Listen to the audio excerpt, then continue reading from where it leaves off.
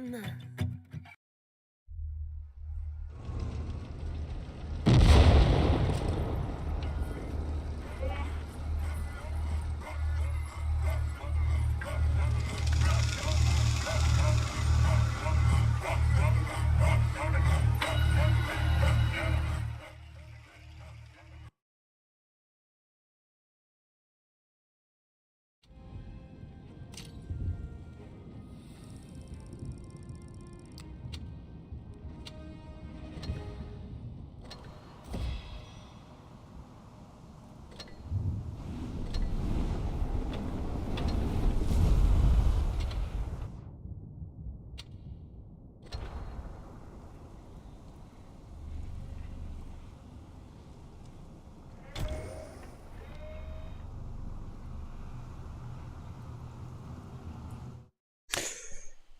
Hello, good evening, welcome to the stream. We are here on the EU server.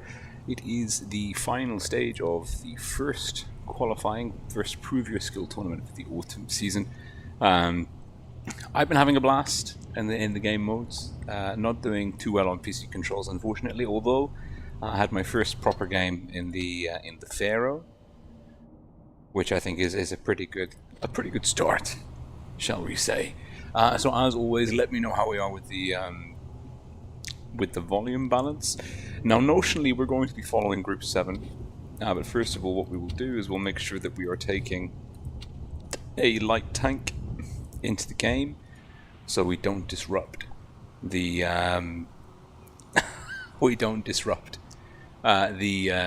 the positioning of the team's vehicles. Obviously, we're joining as a spectator. Our tank gets loaded up into the battle. If we take a heavy or a TD or a medium, that can influence the distribution of the team that we're spectating, the distribution of their tank on the battlefield.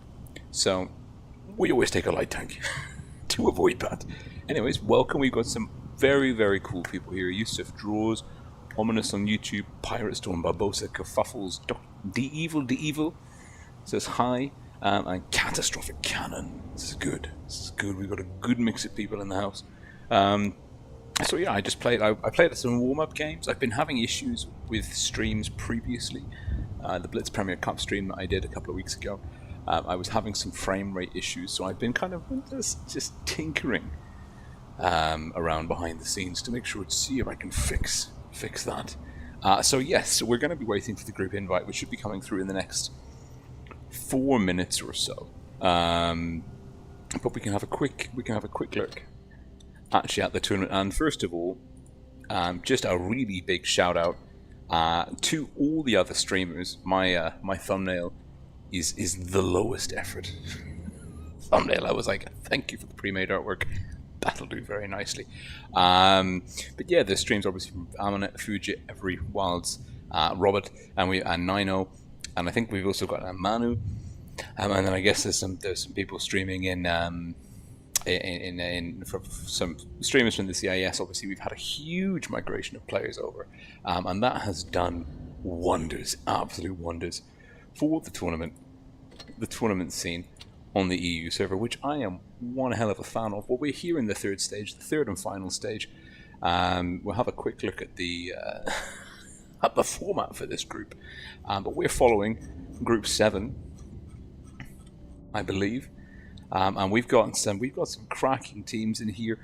We've got A1N1, we've got Raid, former champions, Dommy, Falcon, Narrow, Blue, Sick, Messy, Drizzle. I mean, doesn't get more old school than that. It's really awesome to see some of these guys in the mix here.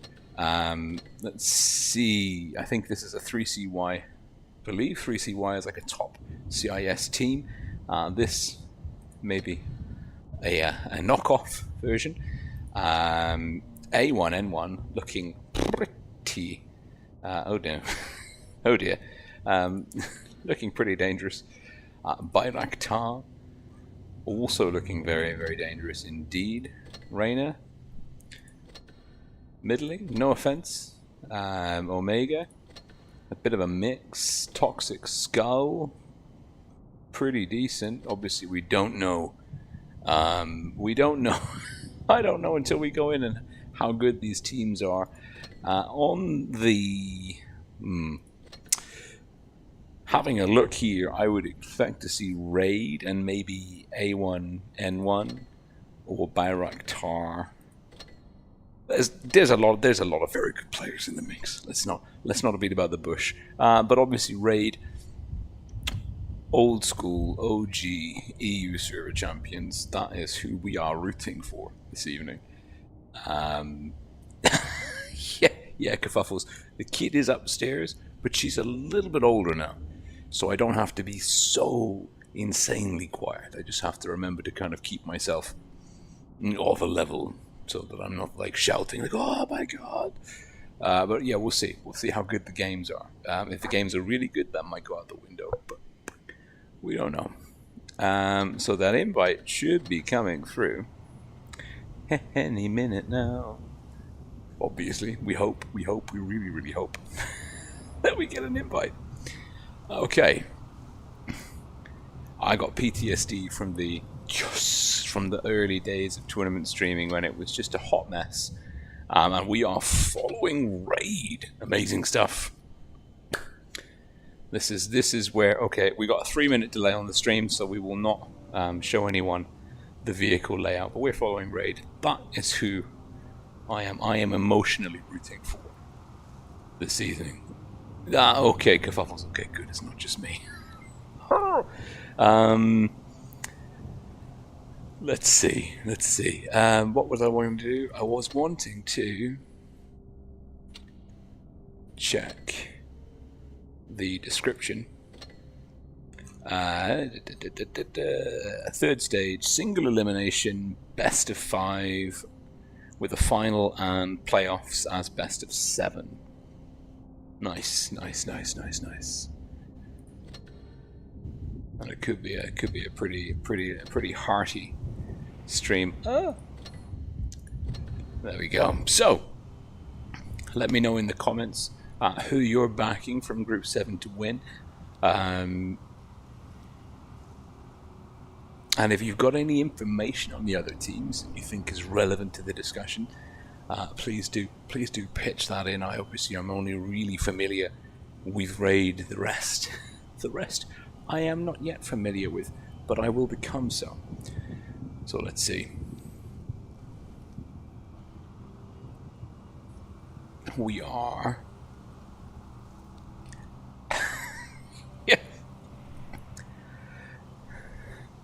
Yeah, Kerfuffles. We've had the EU server has been pretty. My win rate has gone completely down the pan.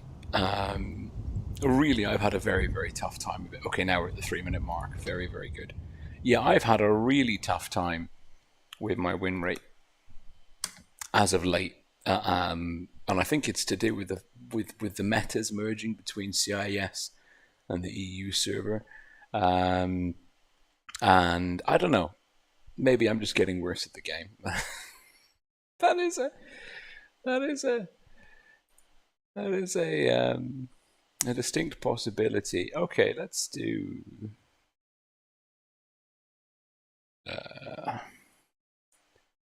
Let's see if we can just quickly. What I'm trying to do is I'm trying to make a little strat sketch.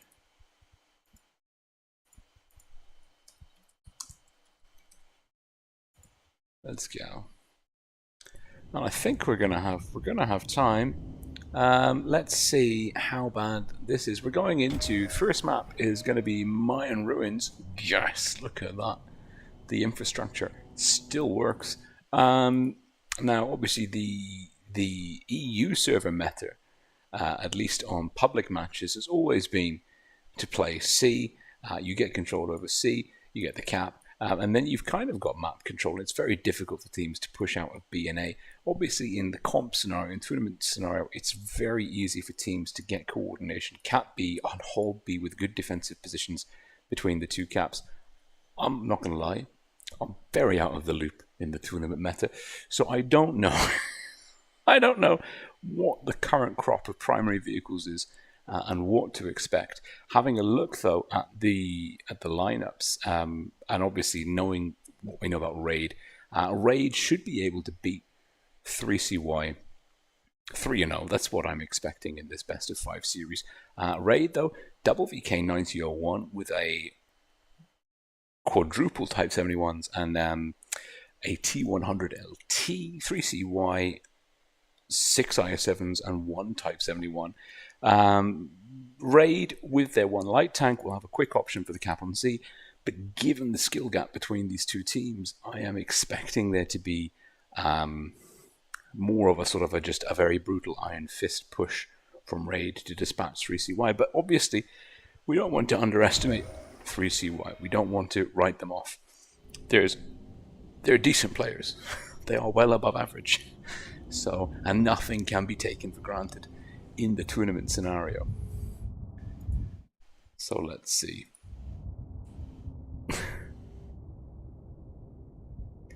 Diamond Troopers thinks that Raid is going to have a run for their money. Well, let's see. Let's go in. Let's see if I can remember the free cam controls.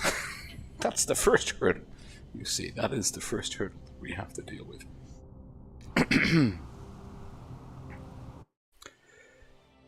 Obviously, I would quite like to get into the game and not load in 10 seconds late or so, but oh my god, we're in. And it's Nicky in the T100 LT, and he has got the Tesla attachment. Very, very cool. And he's got a free run, notionally. He does have a free run, and we've got frames for days. This is awesome. Nicky notionally does have a good run onto C, but he is not going for it, and that's a good move, getting information. Seeing 1 tank, not spotting up the 2nd tank, maybe just an angle under there, and that's given him the information that he needs to know that actually going solo to C was a bad call, and it's a good play by 3CY. They forced Raid to not, basically they denied Raid the light tank advantage. However, they have handed Raid a 2 cap advantage. Nicky making the good read, capping B, and Falcon now. Oh, that's a very well equipped T71. So cap lead for Raid, digging into that double defensive position that we were speaking about earlier. The question is, can 3CY penetrate Raid's defenses?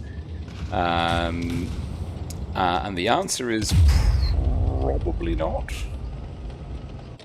They're bleeding some hit points. Querez is doing a nice bit of side scraping, or he was, until he decided that he didn't want to anymore. And he might take another hit here. Doesn't go through. But Dima is in all sorts of trouble, and the Raid haven't taken a single bit of damage. And the skill gap is visible from the International Space Station. My goodness me, Raid are yet to take any damage, and they are bleeding 3CY blue team into the ground, and just shut down Dima. Raid finally give up a few of their hit points. Kozacok in trouble. Kozacok, Nicky looking for the kill shot, will not take it, will go for risky. Falcon looking for the kill shot, doesn't have an angle, will go for risky. Nicky does take the kill shot, and this one with a 3-to-1 hit point advantage, 2 guns up, 2 caps to 1. 3CY need a series. I need an absolute series of ammo racks that they're just not going to get. And it is about as close to a whooping as you're allowed to get in World of Tanks Blitz. That is, oh my god, that is some pretty tough going. And Raid, I mean, the lowest damage on Raid is significantly more than the highest damage on 3CY. This feels slightly like a formality at this point. That being said, you can never say never. although 3CY are... some of the players might be thinking, actually, I don't want to do this. I don't want to do this. Not like this. But no, they are turning up and they are going to give it their all. And kudos to them. I mean, can you imagine if we were playing like, I don't know, like League of Legends or like another premium esports title like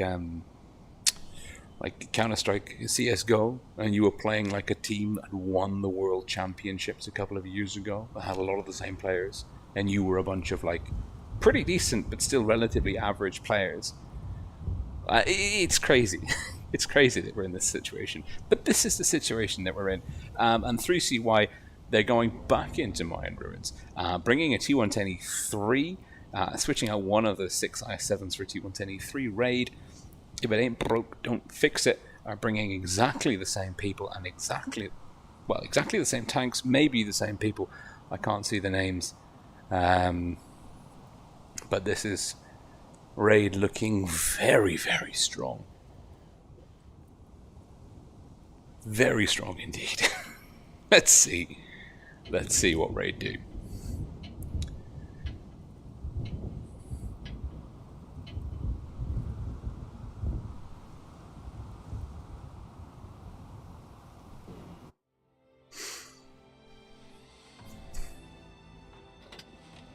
Raid. Red team south spawn.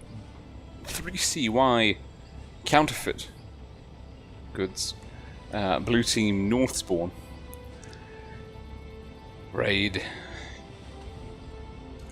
Very much the top dogs in this fixture. 2 more matches to win it. So if Raid can win it here, we'll go on to the next map and then they take that, and then that is its best of 5.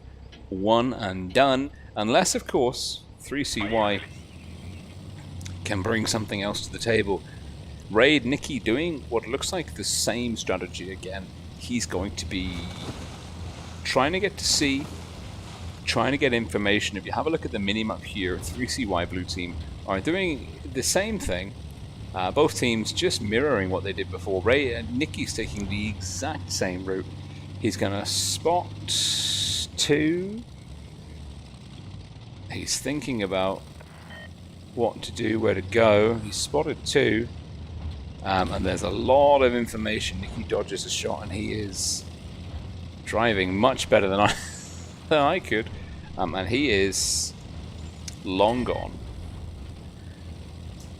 Joker aces, takes a hit. All slightly different variation here is that Voldemar and Gvitchuk and Raid could be on the back foot in terms of cap pressure. But again, they're just, oh my goodness me, Falcon and Narrow peeking out in perfect unison, eviscerating Gvitchuk. Drizzle, old school, Tim pushing Voldemar. Not getting capped by Raid, Raid not going for the cap game here. I think they feel quite confident that they can outbrawl and outplay 3CY at a technical level. Look at the focus fire. Okay, it's 535. He was on basically full hit points. And he is gone in 5 seconds. I mean, half hit points. And now Kvitchuk will be the next one to go.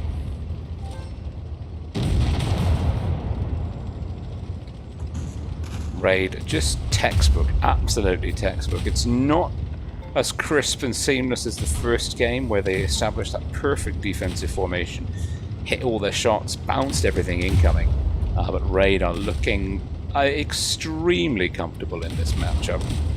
Very, very comfortable indeed. And you know, that's pretty normal. Falcon picks up Querez. And Raid looking for that clean sheet, will be getting that 7-0 last man standing. Is Kozachyok, and he's like, not like this! Nicky looking for a shot, gets it, no idea how he managed that. And it is Blue with the final kill shot. A superb performance by Raid again. Oh, Jesus. It's like really genuinely astonishing. And again, Raid's we've got the damage total. that has been missing for a while on this display. And it's a 4-to-1 damage ratio, 7-0, lowest damage player on Raid, 40% higher than the highest damage player on 3CY. Is a and to be honest, because I'm in the position now where I reckon I could probably do more streams of the previous skill, but I'm not sure that I want to watch the day 1 and day 2 of each qualifying stage. because it just doesn't seem fair. I mean, by no means are 3CY bad players. I mean, okay, maybe that's not the best example to click on because that's slightly below average, but I mean, most of the players are around 53. Ruski's 62, 51. I mean, the average win rate in World Tank Splits is about 48%. So these guys are like, they're good players by and large, but I mean, they're up against such an established and well-rehearsed and well-versed esports unit full of super duper unicums that it's not fair. That's what we want to say. Catastrophic cannon ass. My current haircut is receding, shall we say? It's just short. It's just short.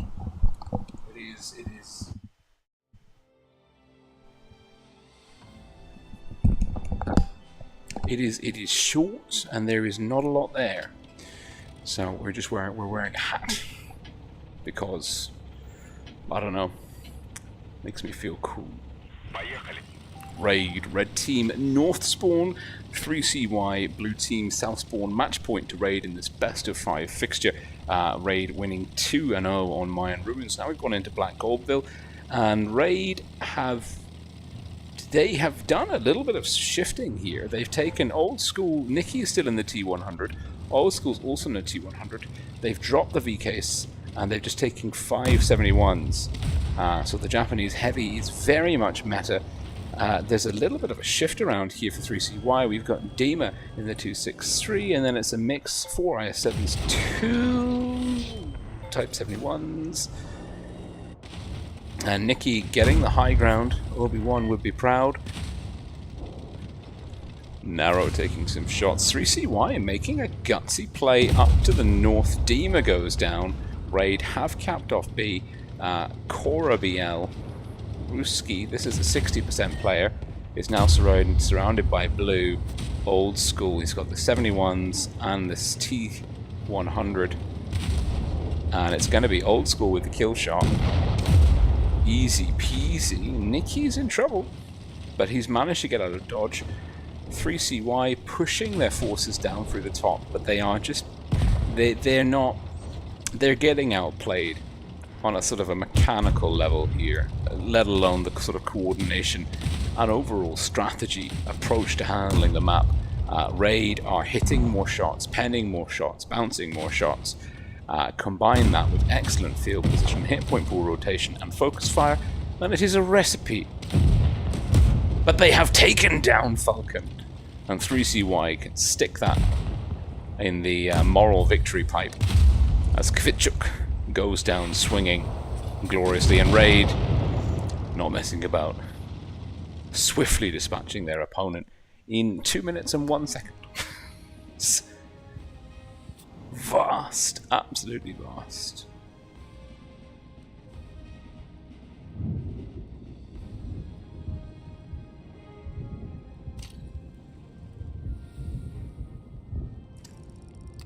I don't remember the Blue Steel interview.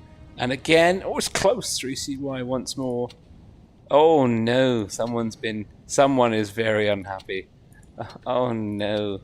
Oh no, that's sad. That's sad.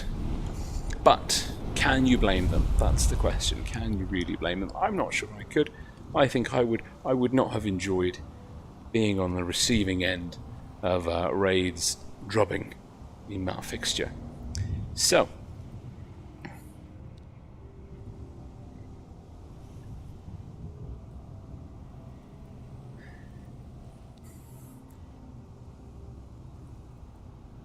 That is a 3-0 raid. Now, I think the current format is when the next opponent is free, we're going to go straight in. So there's not going to be much waiting around.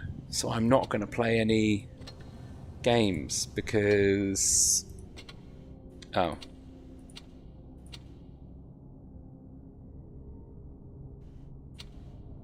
That's not it.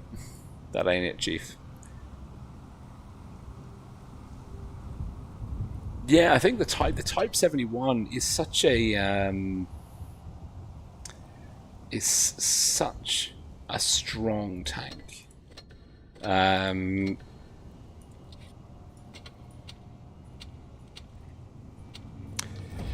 mean, certainly it's one of my... Oh, hey, can I level it up?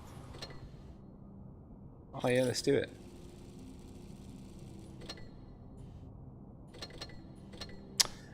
I need more money. These ranks, just an absolute money pit. So yeah, the Type 71 is a very awesome looking tank, even without the very, very cool attachment camo combo. The that's a lot of red dots that I need to click through to satisfy my OCD. That is unfun, unkind, one might say. Oh, I can just do that. Okay, well that's easier. But yeah, even without the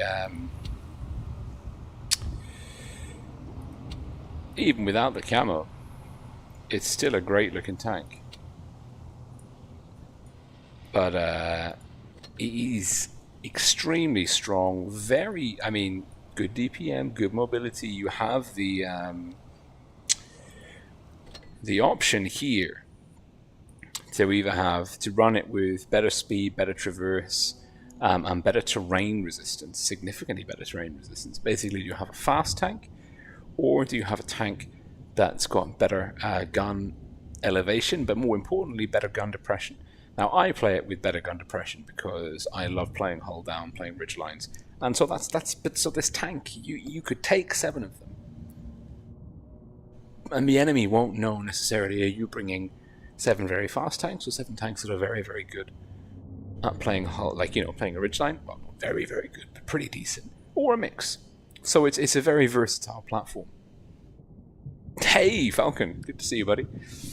And it was kudos for dispatching the discount 3CY, but still, I mean, you didn't have to do him like that.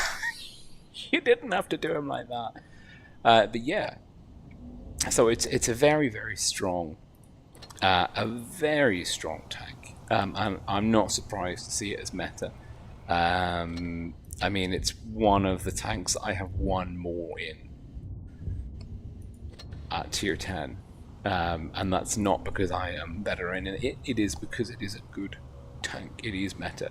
And you can eat a lot of shots up with some good angling. This is sort of like enemy shots disappear. This is like a Bermuda Triangle for incoming damage. It's awesome.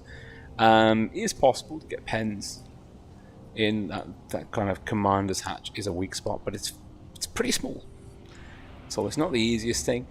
Good armor, good damage, good hit points. Just a real all-rounder, shall we say. But yeah, so let me just quickly, well, first of all, let's go and turn the sound on. General, no. Da, da, da, da, da, da, da, da.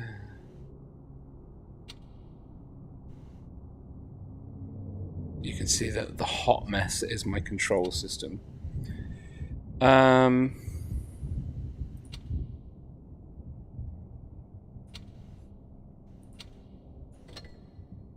Yeah, no, that's good.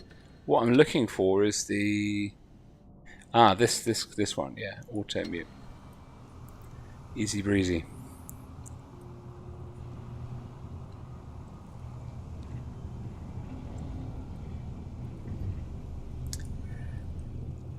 I think Falcon it's a 2050, but I was under the impression, and I'm going to check now actually with the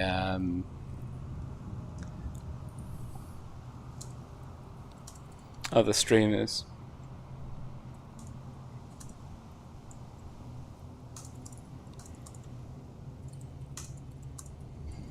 Because I think it starts as soon as both teams are available.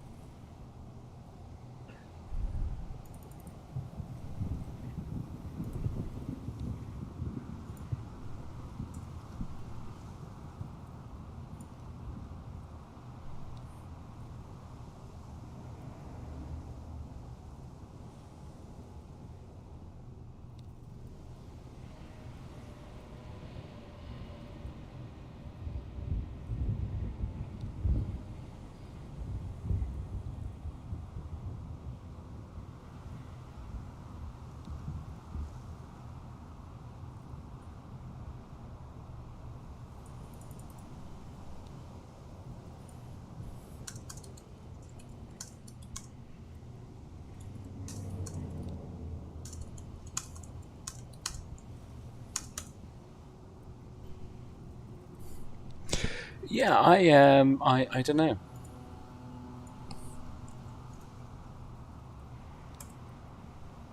I'm asking because what I don't want to do is start the stream and miss the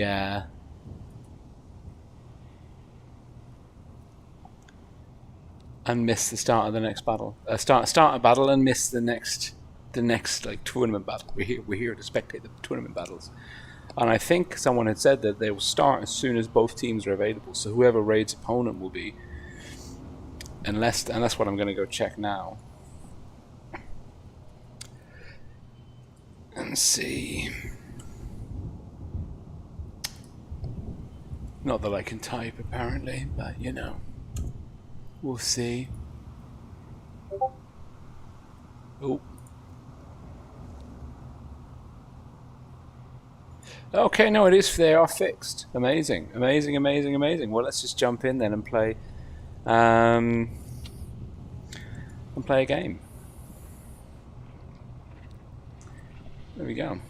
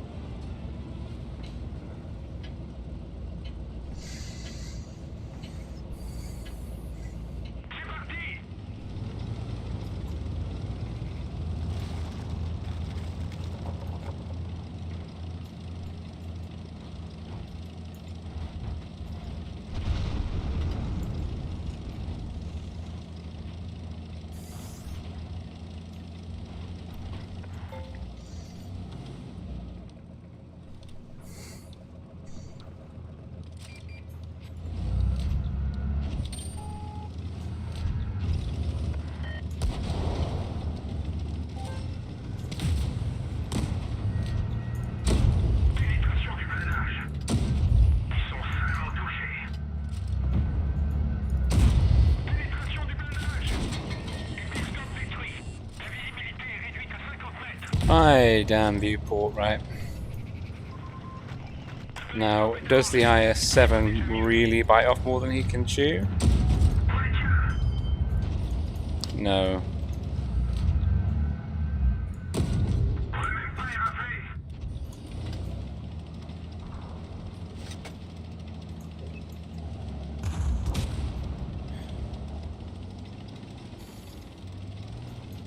They got an E4 and a VT. We've got a 183 and a VT somewhere in our back line. They've got another light tank, which is a Sheridan of all things. The IS-7's low. The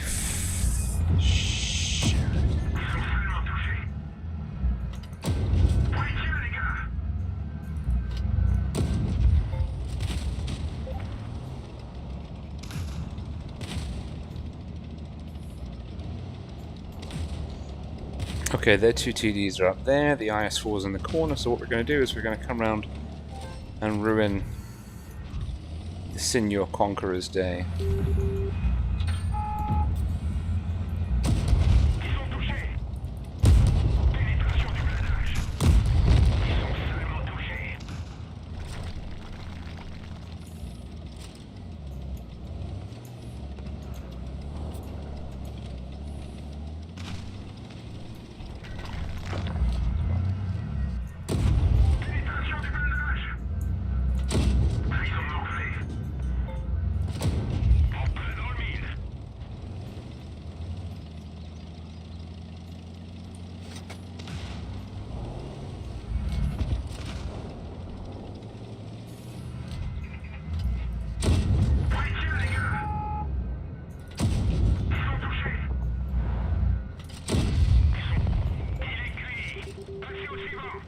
That's not bad.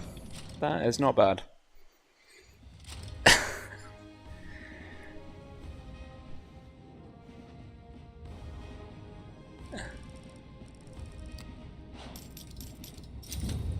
First class! Oh, you... So close. That was decent. That was decent. This dude made a great move. Okay, well we did that. That was okay. Let's try this then. We got time. We got time. I hate PC controls, but that was good. That worked. I'm on board with that.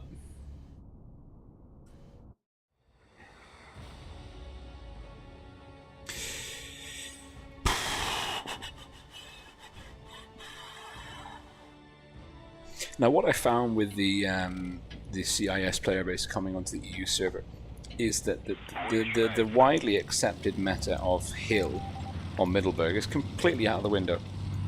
Absolutely cannot guarantee that anyone is going to be coming up to you. So, do I want to play with the Progetto? No, I don't. Because the Yo is coming with his friends. The Progetto hasn't made the read. R183 is spotted and not moving and is losing hit points. The Yo.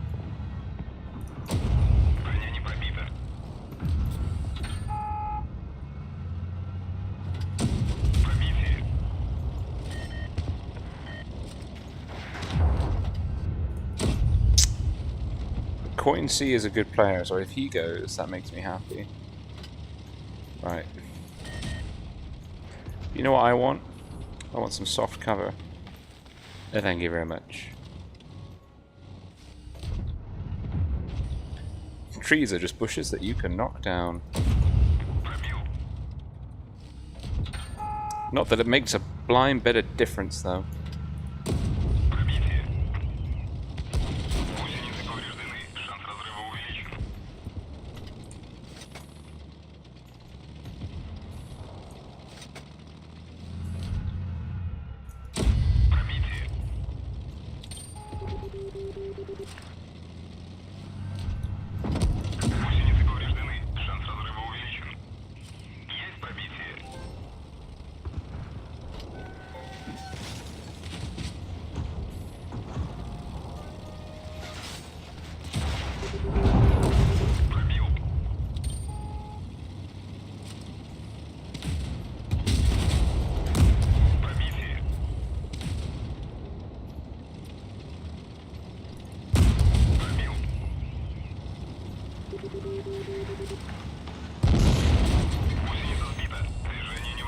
Thanks. Welcome to the swarm.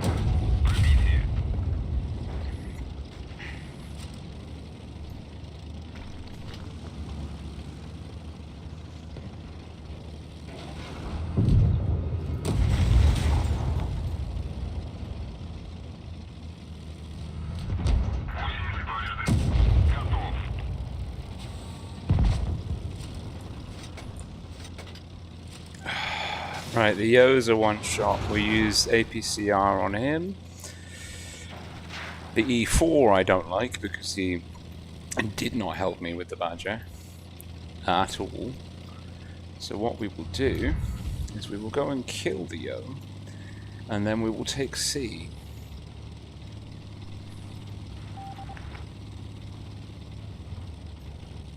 What I need to... I'm going to struggle with gun depression and accuracy. Yep. He made a good read. He made a good read.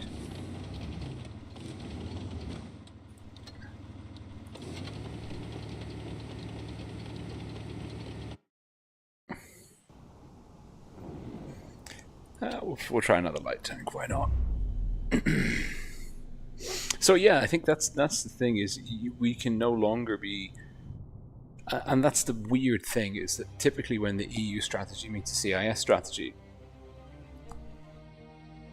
it works. Like the CIS, CIS players, I notice if they're in a heavy tank, they play the heavy flank. and they split. The CIS meta is about splitting and playing the map, which is actually a smart thing to do in a comp sense.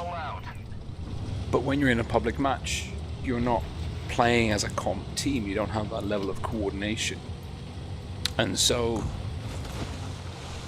it doesn't work.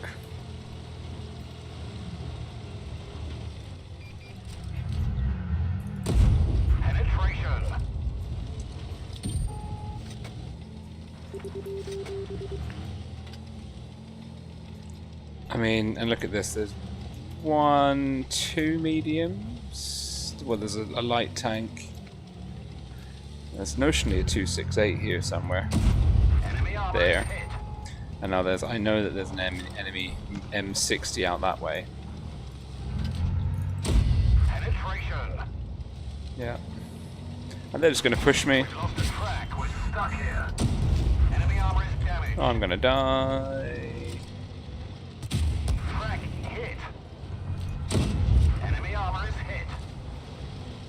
Except I'm not.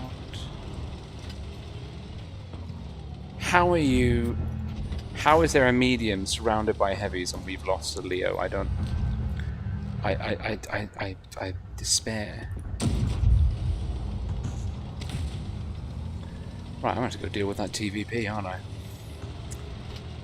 Oh no, well, I'm going to go embed myself in the hit points of my team.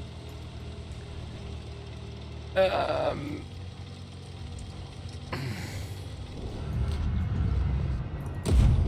damaged them.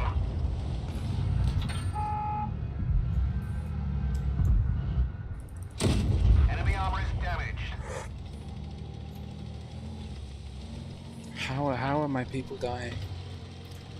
Why is my 268 there? And it's a 2684, it's not even a... We've damaged them. Wrong target, wrong target, wrong target. We've damaged them. How dare you ignore me? I am outraged.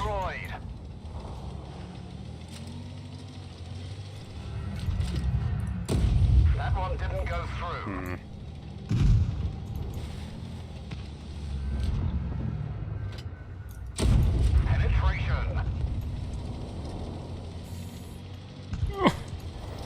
Oh, where have your hit points gone? You know what? I think it's not that I'm playing worse. It's just that my teams are so bad. Enemy armor is hit.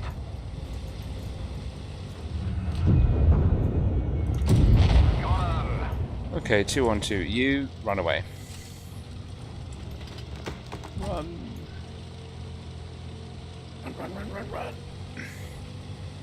Okay, the Yo's not super dangerous. The IS-4 is like a 3-shot.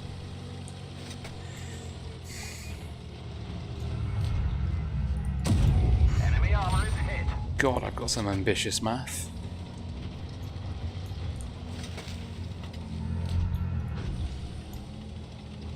Okay, I take it back. The Yo is actually going to be quite dangerous.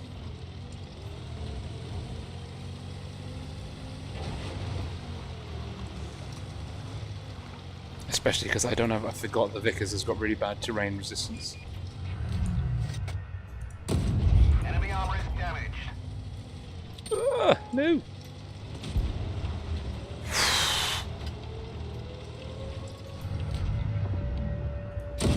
We didn't even scratch them. Right, run. Land the shot.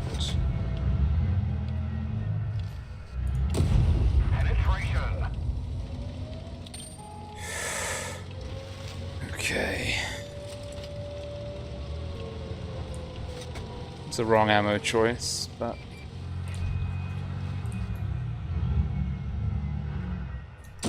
We've damaged them. Okay, the IS-4 is coming to meet me. He'll take a shot, he'll miss. The IS-4 will intercept. There. 2 minutes. 2 minutes. I have the DPM. I don't have the hit points.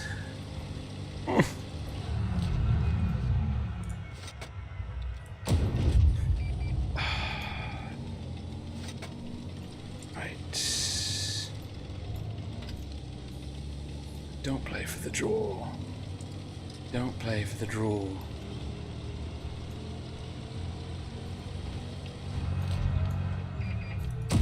We didn't even scratch them. Fuck it up.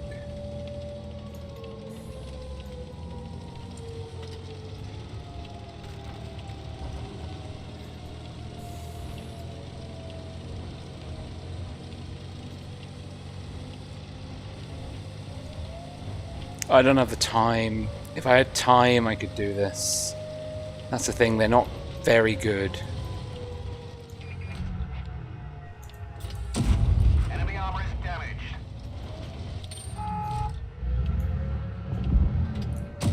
We didn't penetrate their armor. Track hit. Oh, come off it. That one didn't go through. Enemy armor is hit.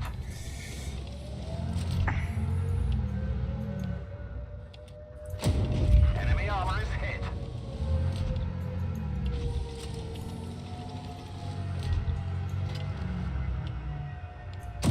We didn't penetrate their armor. I hate this game so much.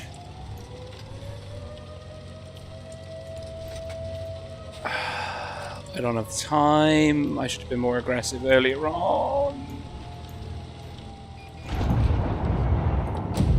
Gotcha.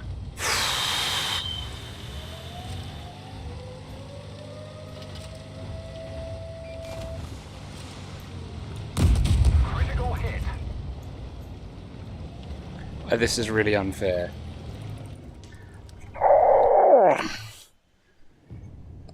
It's so unfair. I'm livid.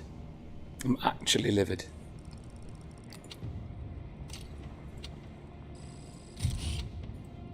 It was a mastery at least. That's what I think about that. That's what I think. Hey, we won the LT game. That is surprising. Okay, let's try that again. Jesus.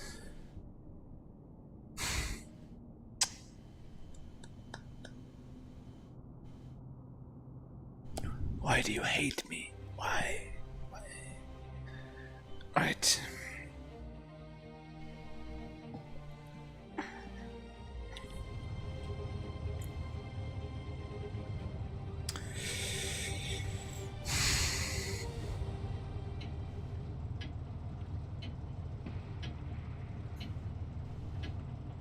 Move out. That was so close to being such a good win as well. Okay, is the 54 with me? No. He also doesn't have camo. I don't have faith in him as a player. So I am going to spot. I have been spotted. That doesn't feel fair. T30.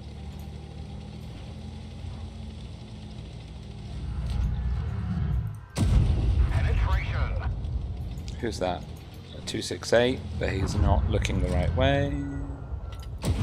We've damaged them.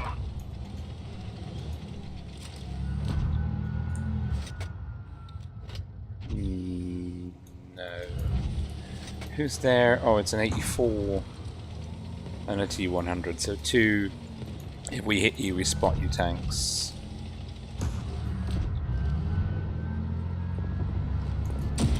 We've damaged them.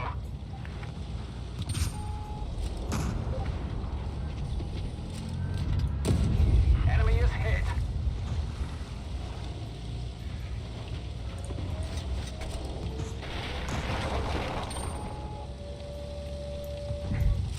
Oh, look at that spotting damage.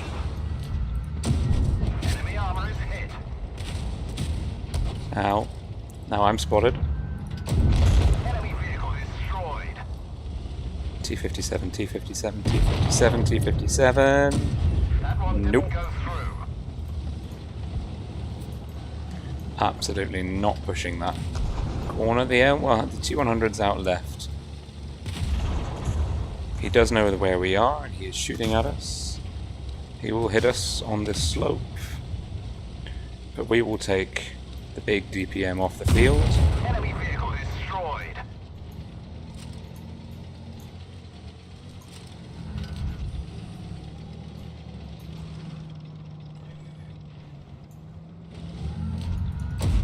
Enemy armor is damaged.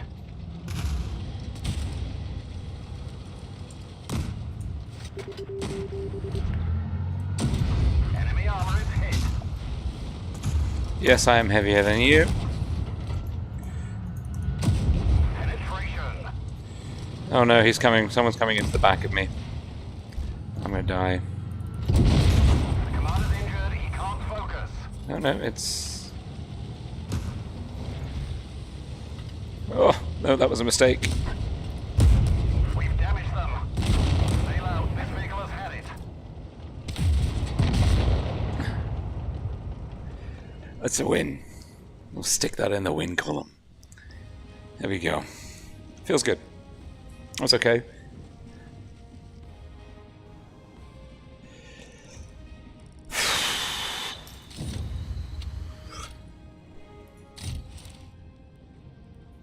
Nice.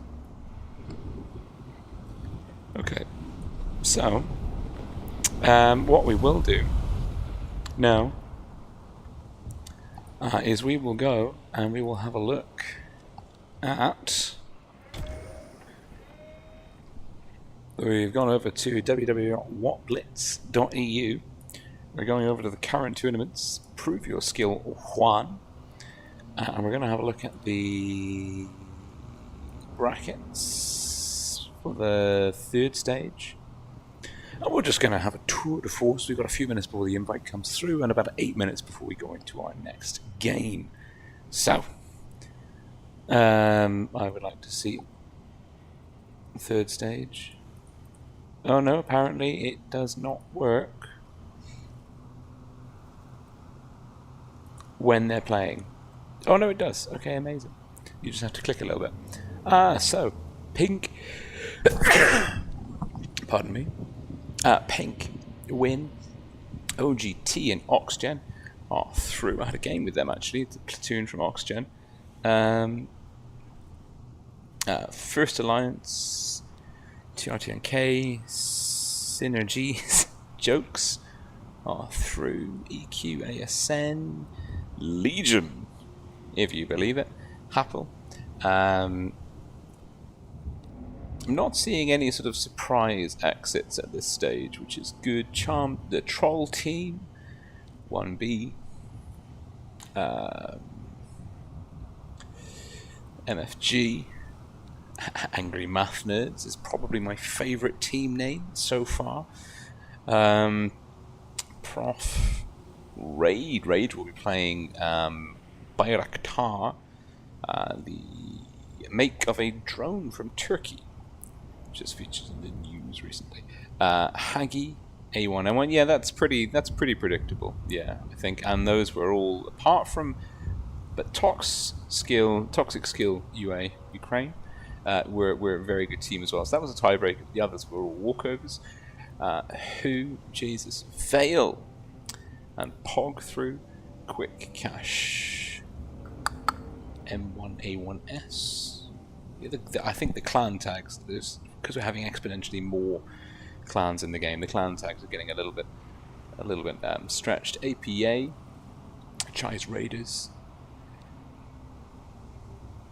Serenity, sweet. That's I wonder what the story is behind that team name. BPS.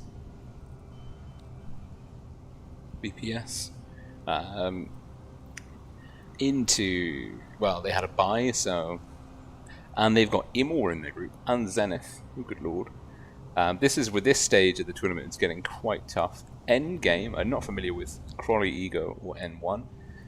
We've got the other BPS, Demonic Moons, Phoenix. So it's quite a mix. I would say.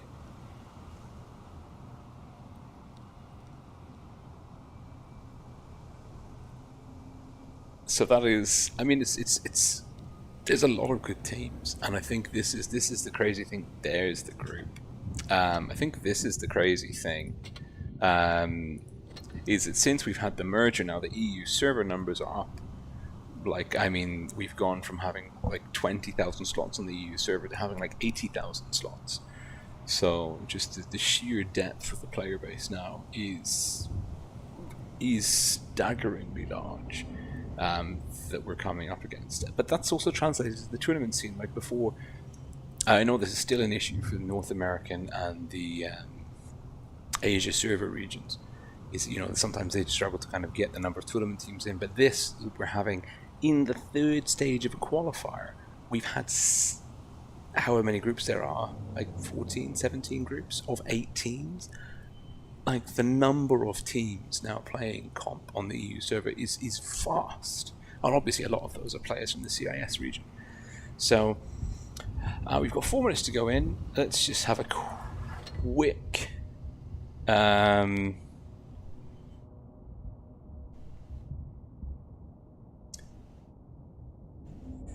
let's just have a quick look at the maps for this stage.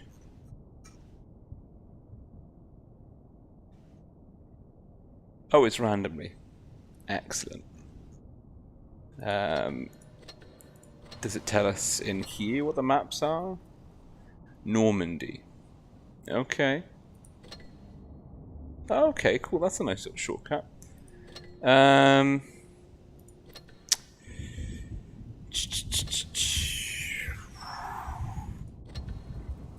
That is a nice shortcut.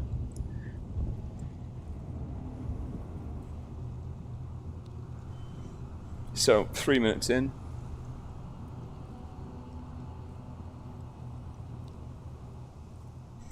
Arya Stark.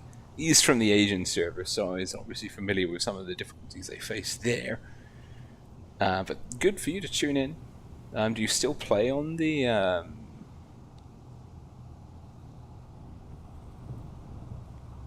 do you still play on the Asian server or the EU server now? That's the thing. I kind of wish Blitz would transition to like a global server pool rather than like these regions. I don't know what would happen to like the money in the regional things, because that's the other thing is like on the prize pool is for this tournament is $50,000. It's $50,000 per server. So we have however many tens of thousands of people competing for the $50,000 prize pool on the EU server, and then you have significantly less competing for it on North America and Asia. So logically, like, your odds are better on those two servers of actually getting into a higher slot on the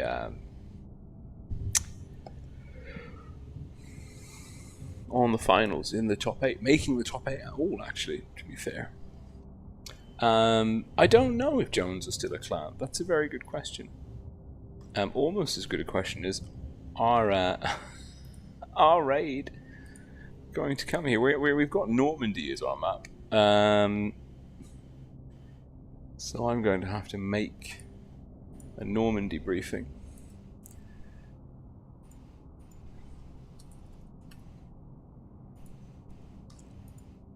Supremacy, Normandy.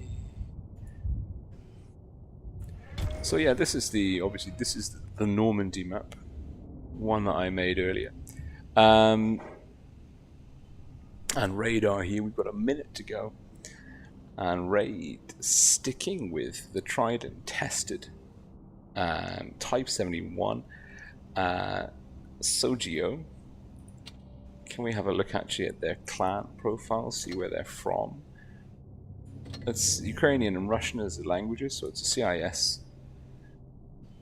I mean, the personnel are very competent, the rerolls, and then some people with more significant battle counts. 33 seconds to go. Sojio bringing potentially a Sheridan and a wall of 71s with renamed user, potentially in a 60 TP. Now, I am a huge fan of up being the way to play and win. Controlling the high ground is the key to victory on a lot of maps. We can expect kind of the main tension point is this area here.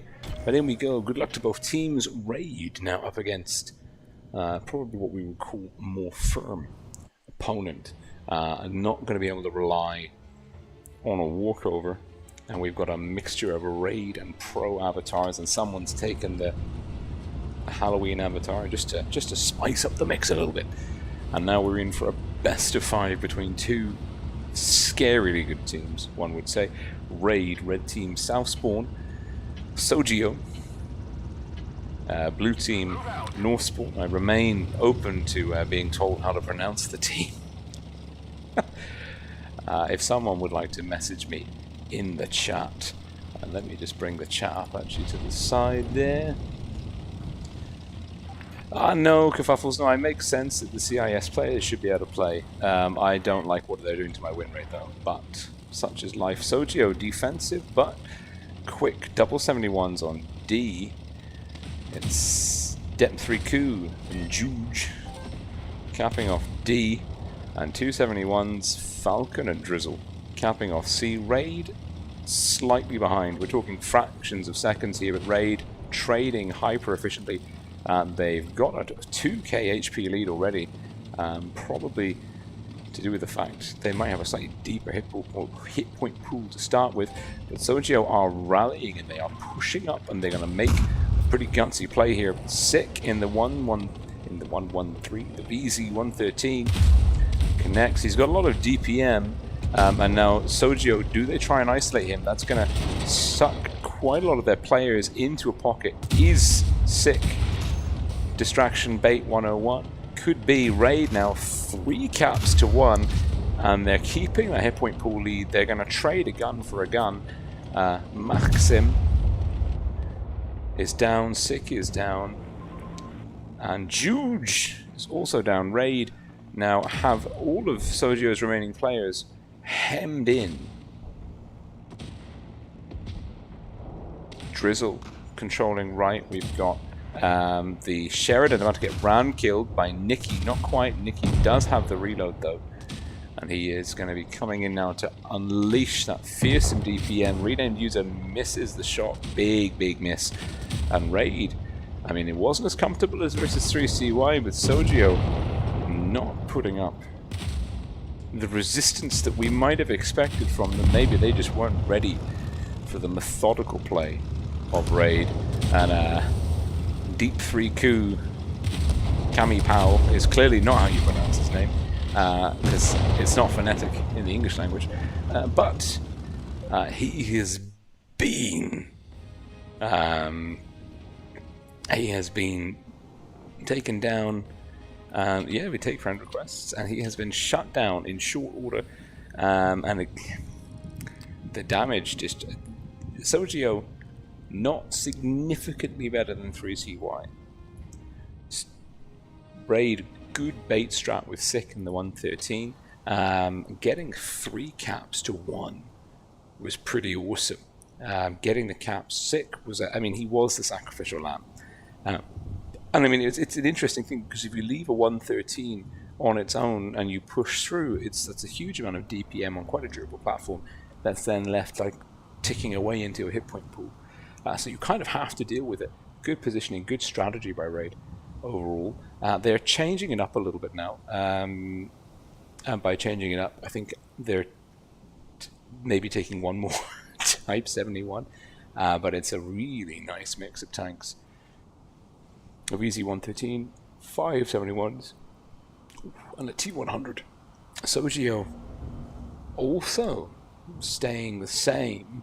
Not sure that the Sheridan is such a good match up against the T-100, and the 60 TP is a very good tank in public matches and maybe even in rating battles, you know, that big alpha. But I think the lack of DPM, the kind of slow mobility, and the kind of the poor gun handling, it leaves a lot to be desired in these kind of fixtures.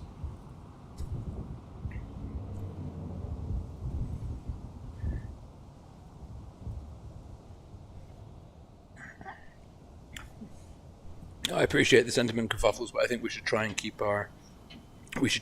this platform neutral from the, not neutral on the, obviously we're very anti-war here, but we should try and avoid discussing here, because obviously we have people from all around the world, and I don't think we want to start a sort of a political debate. We will achieve nothing by discussing and presenting our views here. Let's just enjoy the game. That's my take. So Raid, red team north spawn, Sojio blue team south spawn, and Raid with a comfortable win. Time to roll out. A very comfortable win. And Nikki, a very tastefully decked out T100 LT interceptor, is swiftly getting the information, huge information coming through in the Sheridan, getting tagged for a good chunk of hit points. That is not... Oh! And still tagged and remaining in trouble, and Raid already 1k ahead in terms of hit points, slightly behind on the cap points, but maybe Old School's in trouble here. Raid will go up ahead with the caps, getting A. It's a bit of a gutsy move, and it's quite interesting. They send one dank down to A, and it means if Sojio want to counter them, they have to really commit to the down, and that means Raid can pince around, and that is exactly what's happening here. Sojio are looking to focus down Old School, but Sojio are putting all of their tanks downhill. They're chasing 5 into 1. That's leaving 2 versus 4 up here. Raid will shut down Maxim. Renamed user in the 60TP is not long for this world. Drizzle and Nikki will finish him, and that means that Old School is dead. But basically you've got the 5, this cluster of 5 Sojio tanks chasing Raid Blue into a glitch. But he's now on a ledge, and he is just manages to get a kill shot in whilst role-playing as a mountain goat. And Nikki looking for the kill shot through the building will very quickly dispatch the 60TP, and Raid once again. Hey TJ, awesome to see you, my man. Hope you're doing good.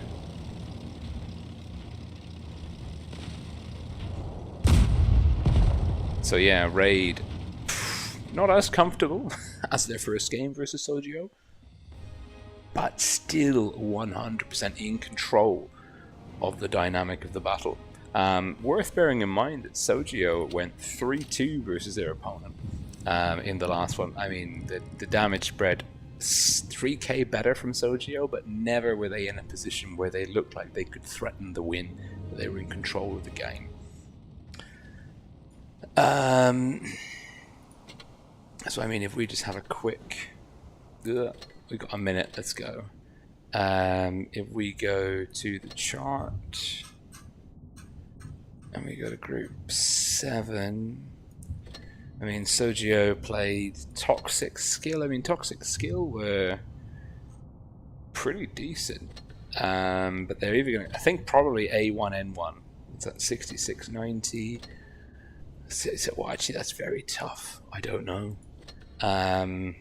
Between Hagi and A1, it's too close for me to call. But we're going into Castilla, and what an interesting map to go into match point in this best of 5 series. Castilla, infamous for being probably the least symmetrical map in existence, and Raid arguably having my preferred spawn. I don't want to say the better spawn, but if you had to ask me which spawn do I enjoy playing more, I would probably say South. Controversial though that may be. Raid taking a Sheridan double. This is a conundrum. We're looking at a triple Type 71, double Sheridan, double VK9001P coming out from the Raid team. Sojio with a Kran 371 Sheridan and double FE215B. This is we're getting experimental now. We are. The meta is diverging. Star Destroyer. Yeah, it's been a while. It has been a short while. So thank you for tuning in. I'm glad that of all the WoT B streams that are kicking around this evening, mine is the one that you have tuned into. And someone had mentioned earlier the old school Blitz YouTubers Skate and Bushka, and I mean that's how I first got into sort of like Blitz properly, was through Bushka and Skate's content. So that would be awesome if they came back. But we can but hope. Nikki in a properly pimped out pink Sheridan, and he is going to be doing, well, let's see, it's Old School and Nikki. Now Old School has got the Soul Collector attachment, and he's taken, I gotta remember that's a nice climb route. I usually go from there. Old School, looking to get information, is going to pick up a whole wall of spots and the first bit of damage on that Type 71. Nikki also going for information. No caps yet. Hit points slightly in the favor of Raid. Raid with the double light tank started off with a slight hit point discrepancy. Sojio Sheridan is king of the castle. Can see for miles, struggling with the terrain maneuvers. Looking, oh, spots up Nikki, gets spotted in return, in a bit of a dangerous position. Narrow and Drizzle trying to make their way down to A. Okay, here we go. They're making the play. This is about as clutch as you can get. Drizzle does manage to get the cap in, and Maxim has taken a bit of damage in return. That hit point lead extending.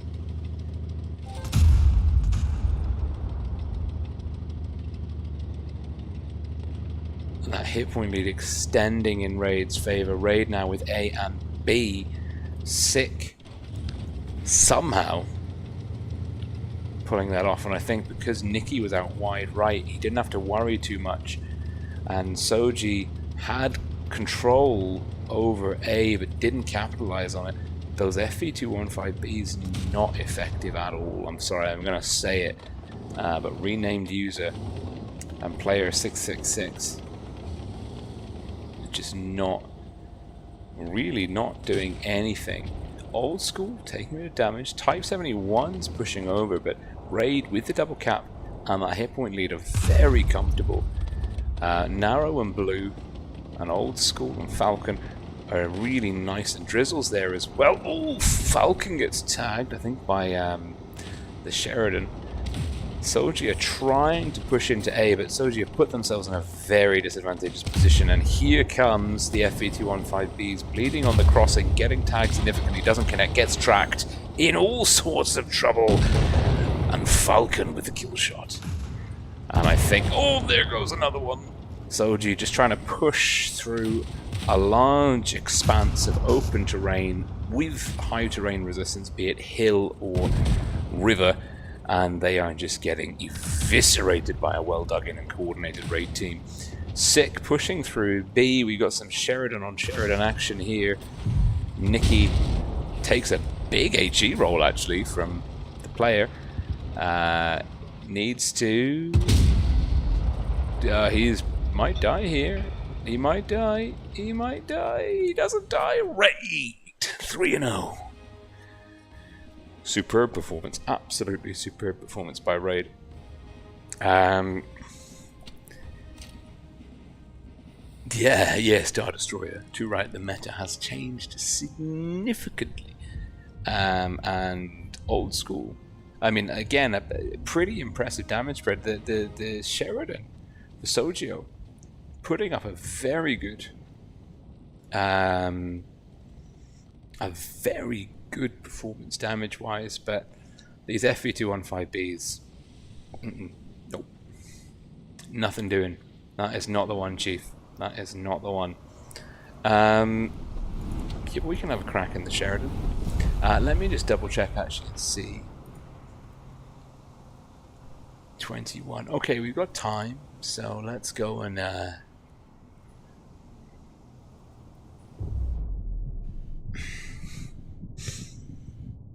Let's just go play some randoms. Yeah, but yeah, so yeah, Raid dispatching a unicorn team from the CIS server 3-0 without really looking like it was difficult, which is a bit rude. But it is Raid, so you know, if anyone's going to be putting in a dominant performance, you would hope it would be a former EU server champion, actually former world champion from Twister. So that's worth bearing in mind. I've just realised that we don't have the light tank majority, and I've decided that I don't want to stick myself that far out on the A flank. I've had a change of heart, if you will. So I'm going to pretend that I'm a TD. And I'm going to think about who's on the enemy team. I don't see anyone on the enemy team that I'm super scared of. And I know that the enemy has spread itself out. And so if they come through A, they're not going to have any heavy support. I might have the TD. Oh, that's really freaking good. I've been spotted. What's my reload like? Oi!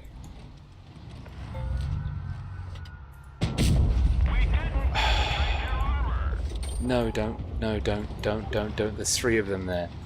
Oh no, there's not. There's not. Okay, let's do it. Let's go.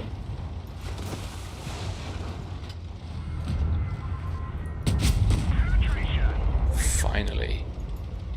And there's also a mosquito here. Okay, our heavies are doing a lot of good things. Right, let's just get this shot in. I don't mind if I take some damage in return. Mosquito. Okay, our T62 made a really good read. Dangy man. Yep. Quite agree. Quite agree with that dangy man. Not that I can hit anything with this thing apparently. I'm gonna just take the hit.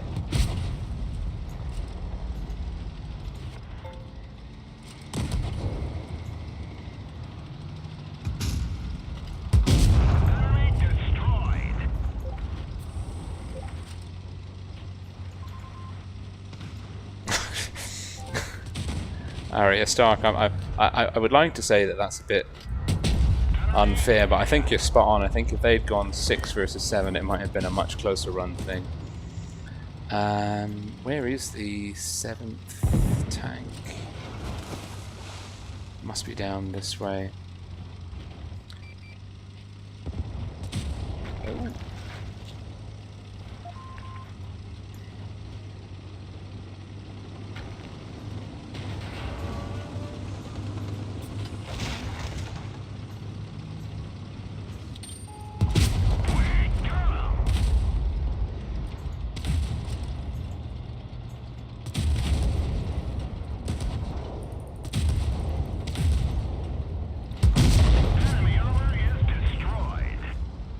Nice.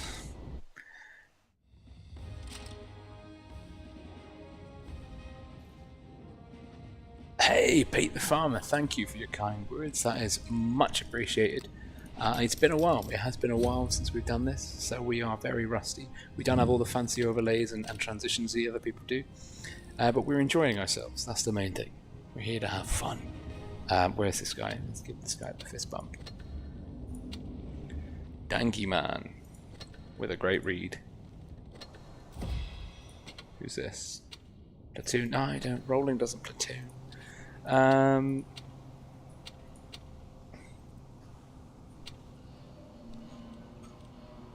Really, I wanna. This is. Yes, Dangy man. With the fist bump. I really. What I want actually Wargaming to add is more. I was actually very skeptical when they overhauled the military honor system, but I think the reporting function is equally useless. However, the emoji reactions I like, the fist bumps and things. What I want now them to add is like a heart and a laughing. I want to be able to laugh at people and tell them that I love them. That's the 2 emojis I would like. So I don't know. Make of that what you will. Alright. Alright.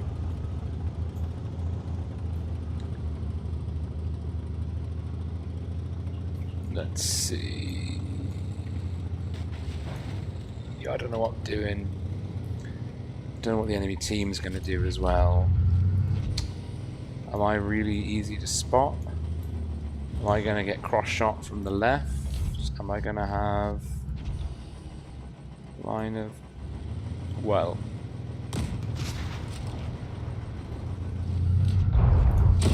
Enemy armor is damaged. Enemy armor is damaged. He's gone. Find us another target.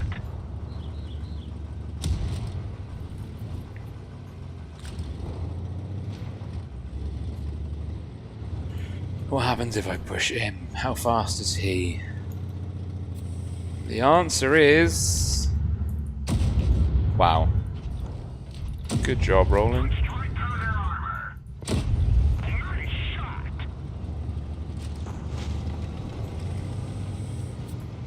Right, if you...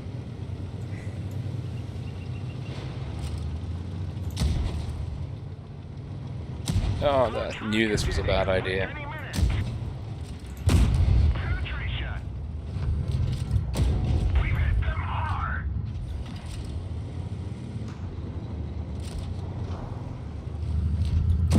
Enemy vehicle destroyed.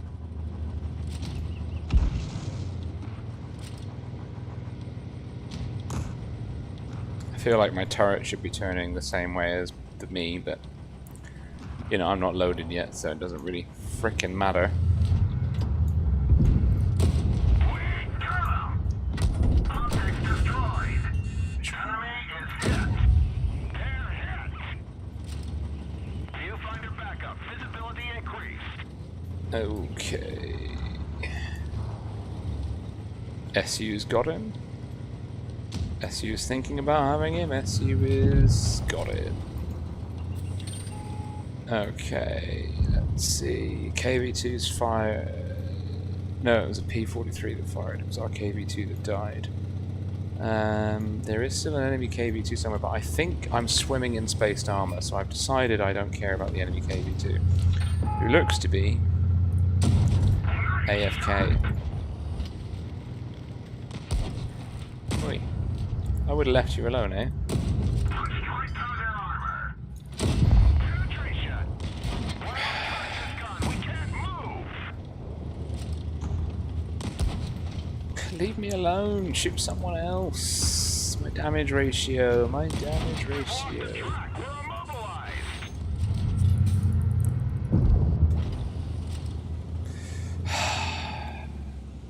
Well, that was alright. But yeah, I think like this is going to be like a first class, and it's going to exemplify why this tank is extremely overpowered. Yeah, it's the fact that you can do.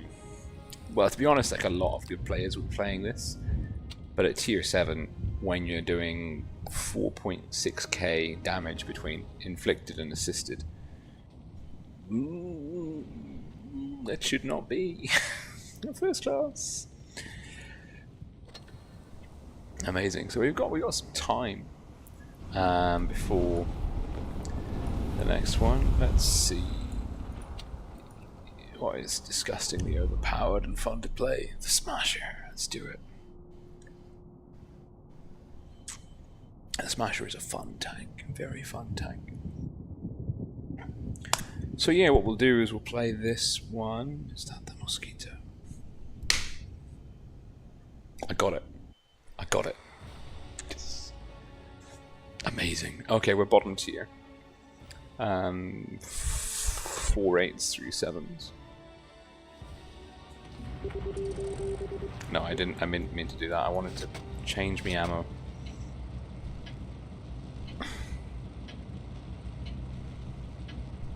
Let's get this show on the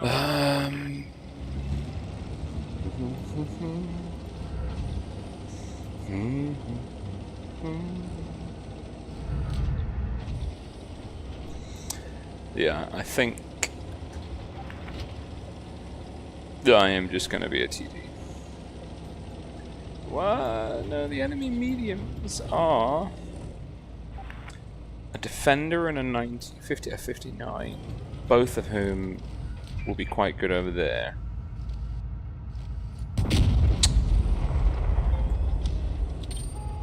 Go on, take the shot, take the shot, take the shot.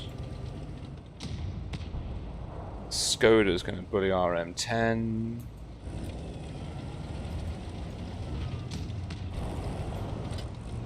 Just going to stay here in case he does this. Enemy armor is damaged.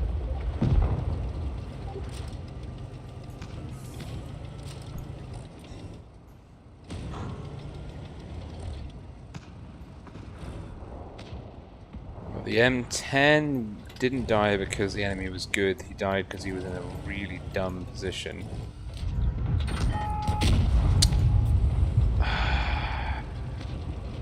Come on, Panther, reload.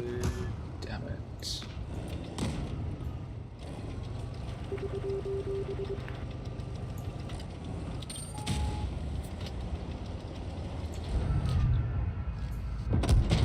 Enemy armor is damaged. Yeah, I'm not having a fun game. No one's giving me their sides. The Emil's about to come through and clean sweep me.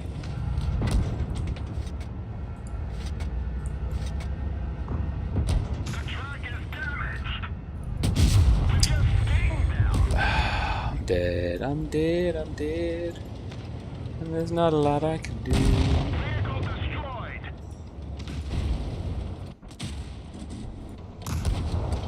I mean, this guy is just literally, no.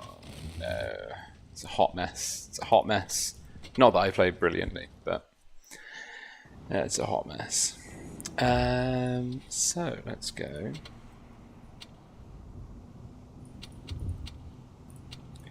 And see what else we can do.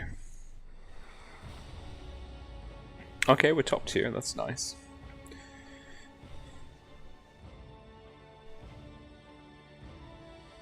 I think that the issue with the Smasher, the issue with the Smasher, Mish Money Penny, is that although it's a very, very good tank, if the enemy team has the wherewithal to rush you with numbers, you can't deal with them. Especially if they're coming like the heavies front on and you can't get out that maximum damage. That's where the problems really sort of kick in, shall we say. Okay, I am top tier. The team, with the exception of the VZ, is sort of moving the right way. So what I want is information without losing hit points. What I didn't get is any useful information. What I am now is spotted.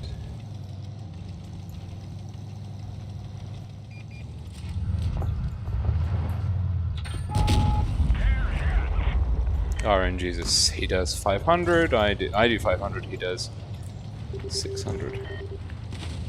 Right. My team is so far back. Literally nothing I can do there.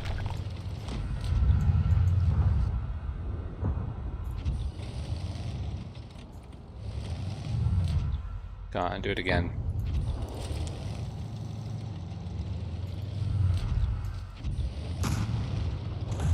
Okay, we got the Chimera. The VZ has not capped. There is an enemy on D. I wonder who that is. Now I know it's an ISU.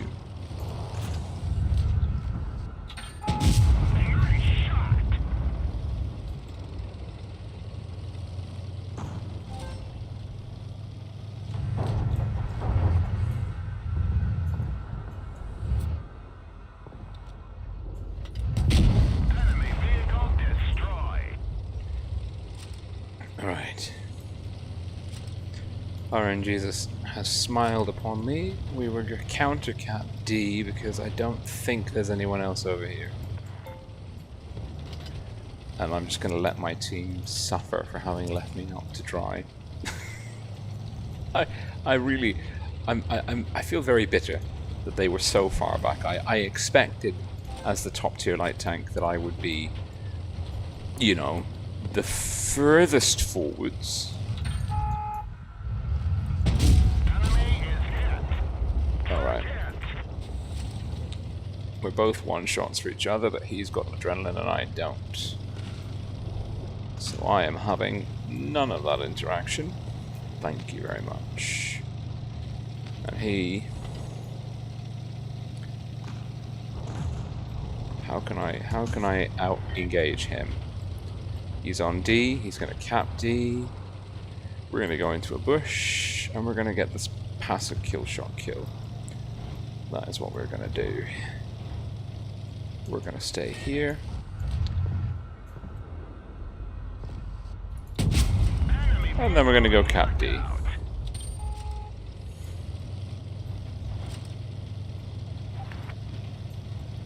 You know what? 100%. Now the Conway...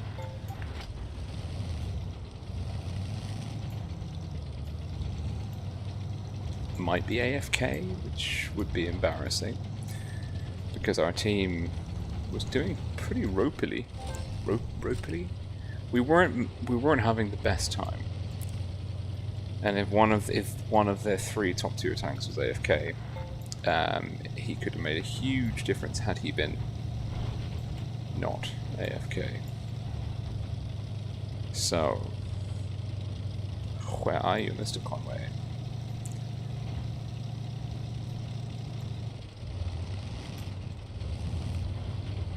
Not AFK. Or at least didn't start AFK. Oh wow, okay, that's interesting. Very much not AFK.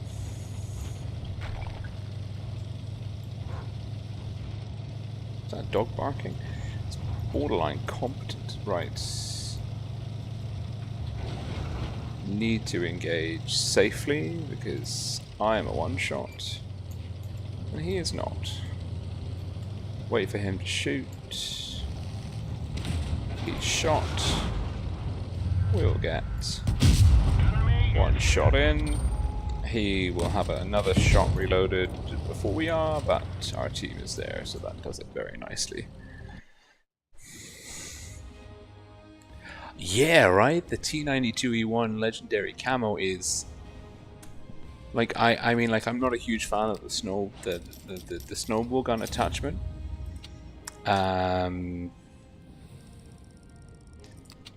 But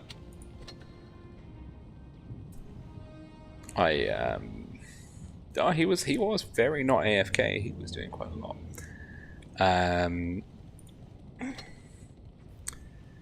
6 shots, 6 hits, 6 penetrations, lots of spotting. Yeah, this this is a very cool, very cool. Yeah, it's just good, isn't it? It's just good. Okay. Let's try that again with the smasher. Well, actually, let's just double check. Okay. At 9:40, Mr. Grand Finals, and it's going to be a... Wait a minute. Yeah, we didn't get another invitation, so... Someone else is playing. Oh, I guess the tiebreaker is going to be at the 9:40 as well. That makes sense, that makes sense. Oh, we're bottom tier again. Oh. Why? Let's get this show on the road. Okay.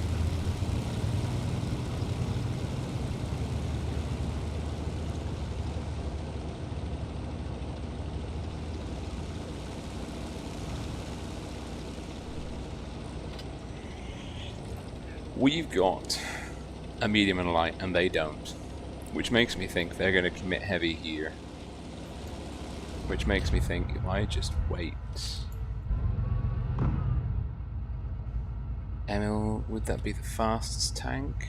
No, there's one there.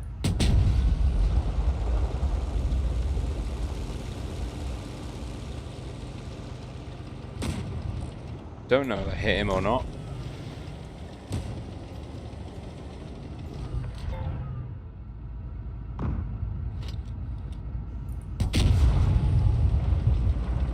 Don't know if that hit or not, but we are spotted. We're gonna get A. What we need to do is someone can cap C, you know.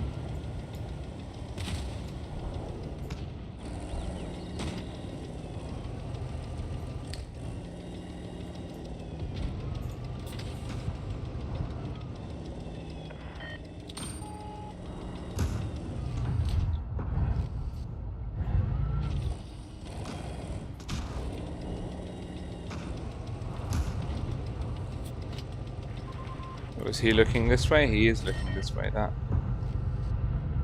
feels dirty. Oh, one of our blind shots must have hit. That's cool.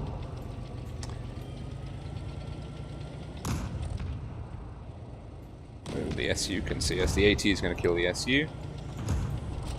Thank you. We're going to kill the M6. The RHM is still low.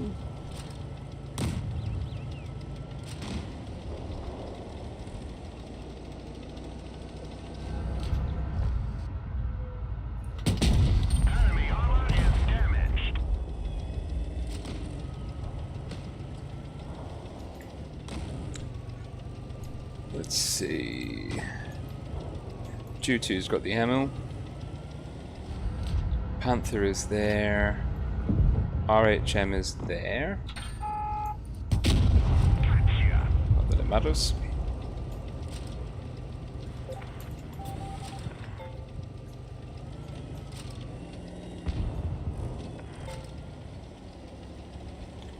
RHM is there. That's where I would be if I was the RHM. Or there. There.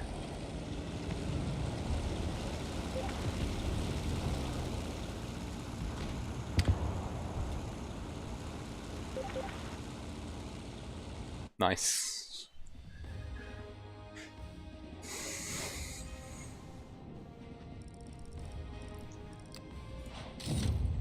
That feels... That's much better. That's how the Smasher is supposed to go. Only one of my blind shots missed. So, and I hit one of them hit the SU for 400, which for a blind shot, no one spotted, just going off tree fall. I'm quite happy with that. That's good. I'm happy with that. Okay, let's have a look now. At the tournament, we can do it in the game actually.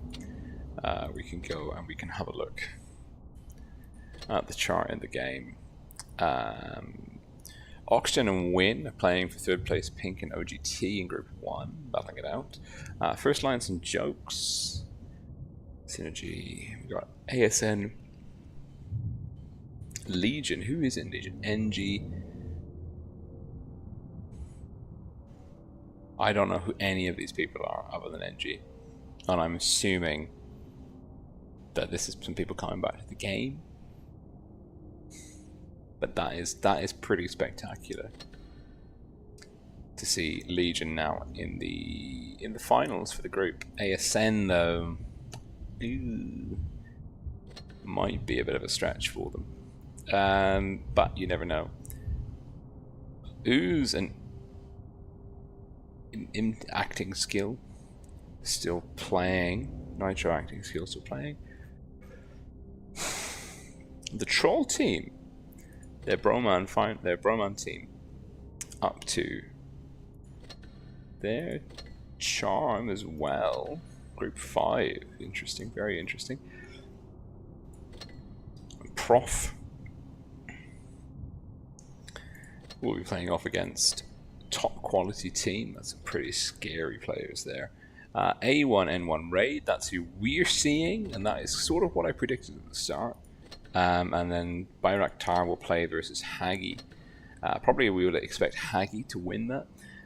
Raid versus A1N1 though will be interesting because both of them have A1N1 have steamrolled through everything up until Raid.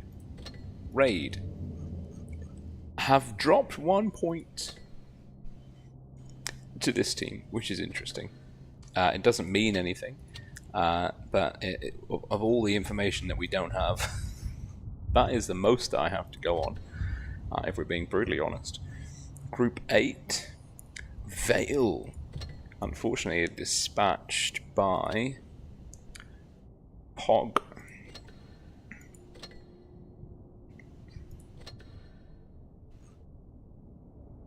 Group 9, not super familiar with those teams. Chai's Raiders APA. I don't know what.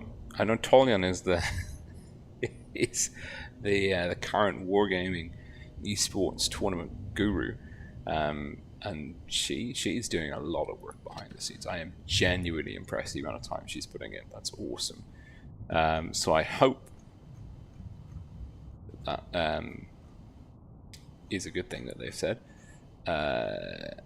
Chai's Raiders have always sort of threatened the top 8, but never quite broken in, but this looks pretty good. Group 11, Cinti, another steamroller, Ikpa, Ironman, Conby. There's a lot of steamrolling going on. And I think actually, like with this, in terms of the structure of this tournament, this part, this battle that's coming up is going to probably be the tough, like the actual start of, like the real. I don't know. Actually, to be fair, like the match we just saw, maybe the start of the real tough fixtures. But these sort of group finals are where teams are going to be. Like the teams that are in these group finals are teams that notionally, with the exception of Group 5, which looks a bit weird win rate wise, but most of the teams in the finals here look like genuine. Any one of them could be in the top 8, and so it means I think this is really going to be their sort of first test this season, this autumn season, the first real like test, and it's going to be best of 7. First team to 4 takes it, so it's not quite as easy as a good old best of 5. Zenith and BPS Imor.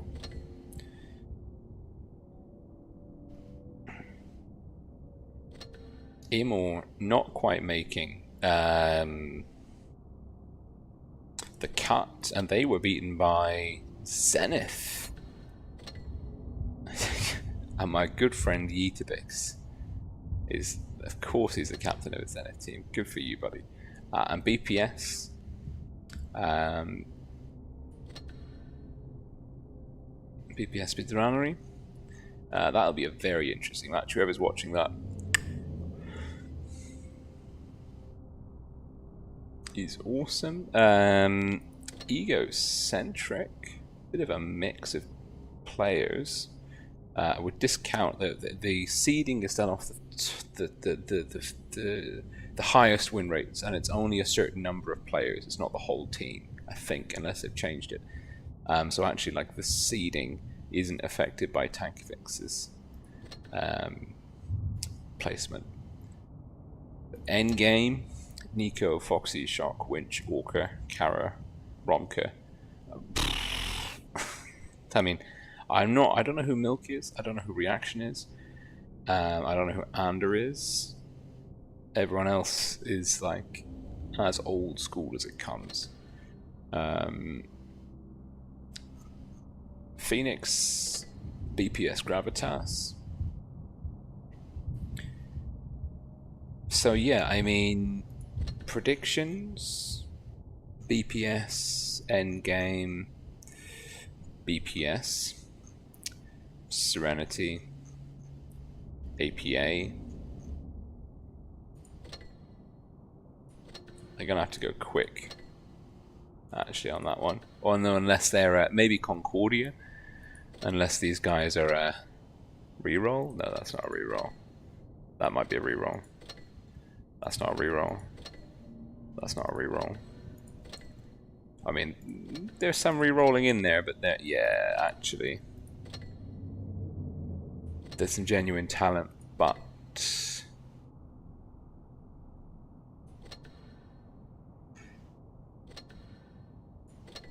Who do I back? Or these guys? Yeah, no, Quick. Quick will do it. Quick will do it.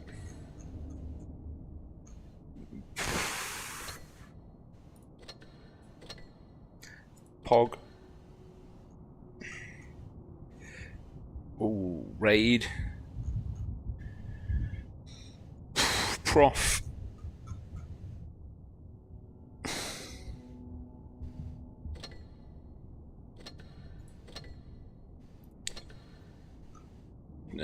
Troll team.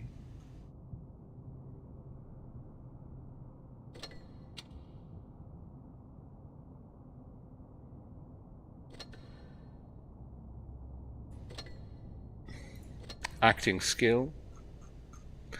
Legion.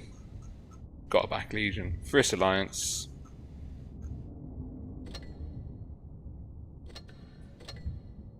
And pink. There you go. That's my predictions. Done and done. Alright. So the map is, just so I can see, Desert Sands. Do I have a Desert Sands briefing already made? That is the question. The answer is, to that question, is a great big fat no. WoT Blitz. Desert Sands, yes. Supremacy. Desert Sands, create briefing. Okay, we're in. Good to go. We can load up Desert Sands and we can talk a little bit about what we're expecting to see. And the answer is, I don't have a clue. Notionally, the 71 is a very interesting call for this map because both the speed and the hold down options variants have got utility. The hold down super useful in the outside A area. The speed option pretty good in the city, I would say, for flanking. Looking at the lineup here, Raid are taking 4 to 5 with double T50. The TVP will give them dominance over A if they want to play that way, but it'll also give them the ability to punch into the back of the enemy in the city. Now Raid are playing from the north spawn first, so they'll be coming down. A1, N1, they haven't finalized their lineup yet, but we're looking at a mix of Type 71s and a mouse so far. A 60 TP memo, interesting choice, very interesting choice. 60 TP, big alpha, solid platform, was hugely tournament meta very, very recently, has clearly dropped off in favor of the Type 71. Will be interesting to see how these lineups stack up, because A1, N1 are not taking any mediums. That is going to give Raid an element of control of choice. If A1, N1 don't take any mediums or light tanks, Raid are going to be able to say, like, okay, do we commit to the city? Do we get A? And then it's tough. It's a balancing act, and I think the all heavy strat could work in A1, N1's favor. The question is really going to be, can Raid leverage that TVP T50 50-51 Wolfpack? It's a big, it's quite a gamble. It is quite a gamble from Raid. Clearly though, they know what they're doing. We've seen they ain't messing around. they are not here for fun. They are here to win. And Raid clearly have a game plan. The question is it going to survive contact with the enemy? Going into Desert Sands, one of my personal favourite maps. Just I've always loved the dynamic, the brawl dynamic, and even the meta shift away from the desert towards the city. It's fun. I enjoy watching games on this map. So, Raid versus A1, N1 in this grand final group 7, day 3 of Group of Skill 1 EU Server 2022 autumn season. Good lord. May the best team win. Here we go. Raid. Oh, I have caused people problems already because I am in the wrong tank. Yeah. No, I haven't caused anyone problems. Okay, that's good. That's good. That's very good. Let's get this show And this is something that is worth bearing in mind, though. All heavy lineups will put one tank on the medium flank, so bear that in mind. A1M1 blue team South Spawn are committing 3 tanks to the desert, 4 tanks to support Atlantic. Naka, Faria Habibi, and Star. I'm going to call him Star because, you know. But A1M1, Bisset capturing C, VIP, and Memo into support. It's going to be a cap lead for Raid. Narrow, though, bleeding. Dodges a shot from Vadi. And Nikki. Well, hit points 2k in the favor of A1M1, starting off with that initial double tank advantage, no mediums, and also taking a good chunk out of Narrow, the TVP, who just extended a little bit too far. A1M1 now, what's their options? They're not pushing into the city. We're seeing Memo in the 60TP hunkering down, controlling the middle. Basically, he's going to be like an anchor for his team. The other 71s, VIP and Bisset, pushing into the desert. Cap lead is for Raid. Raid rotating Narrow and Nikki into C. As soon as C gets capped, though, we might see Memo make a play for the middle. Raid are dug in very defensively. Drizzle's in a nice spot. This must be... Raid must be, or I would hope, I would expect that they would be using the gun depression elements here on their Type 71s, and they're getting shots in. Star Naka takes some big chunks of damage, and Raid have flipped the cap, and now Memo will... Ooh, that's a big shot. Hit points have closed, and Narrow will look to put a shot into Memo. The TVP will back. That's 1, that's 2, that's 3, that's 4. Narrow, it's a low roll.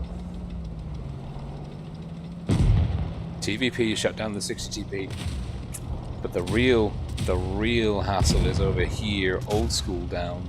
Hit points in the favor of Raid. Fadi trying to get shielded. Bisset coming in between Drizzle and his team. Falcon manages to get round. We've lost Fadi, we've lost Atlantic. Raid with a solid 2-gun advantage and a good hit point lead. Plus they have the TVPs. Well, they had some TVPs, now they've got a TVP.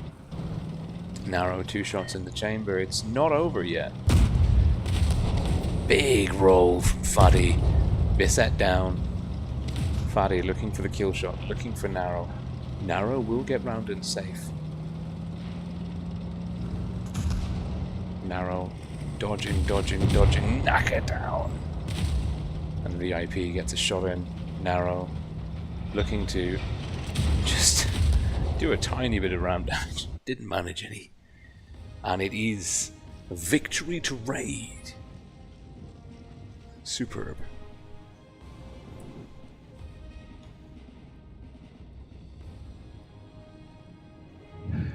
El Chapo, no, sorry, I will not be streaming Legion versus ASN. I'm just following this group this evening, of course. In other evenings, I may be following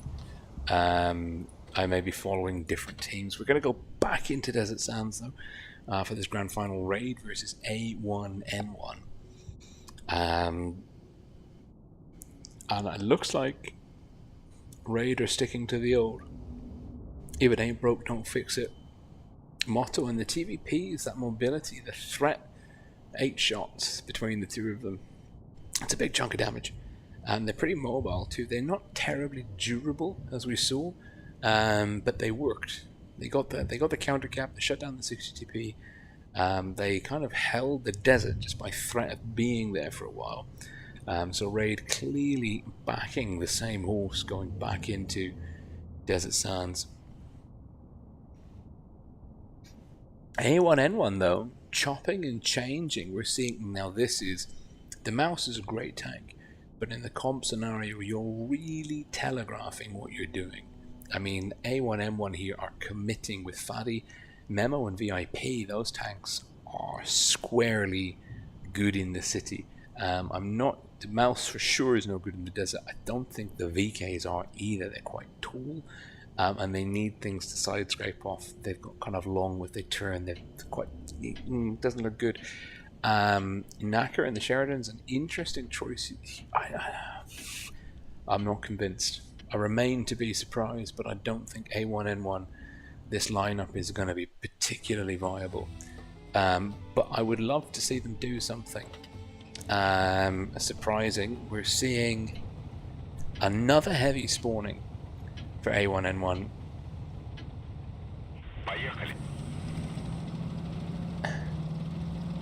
That is a very interesting mix indeed. The TVPs working together, Nicky and Narrow.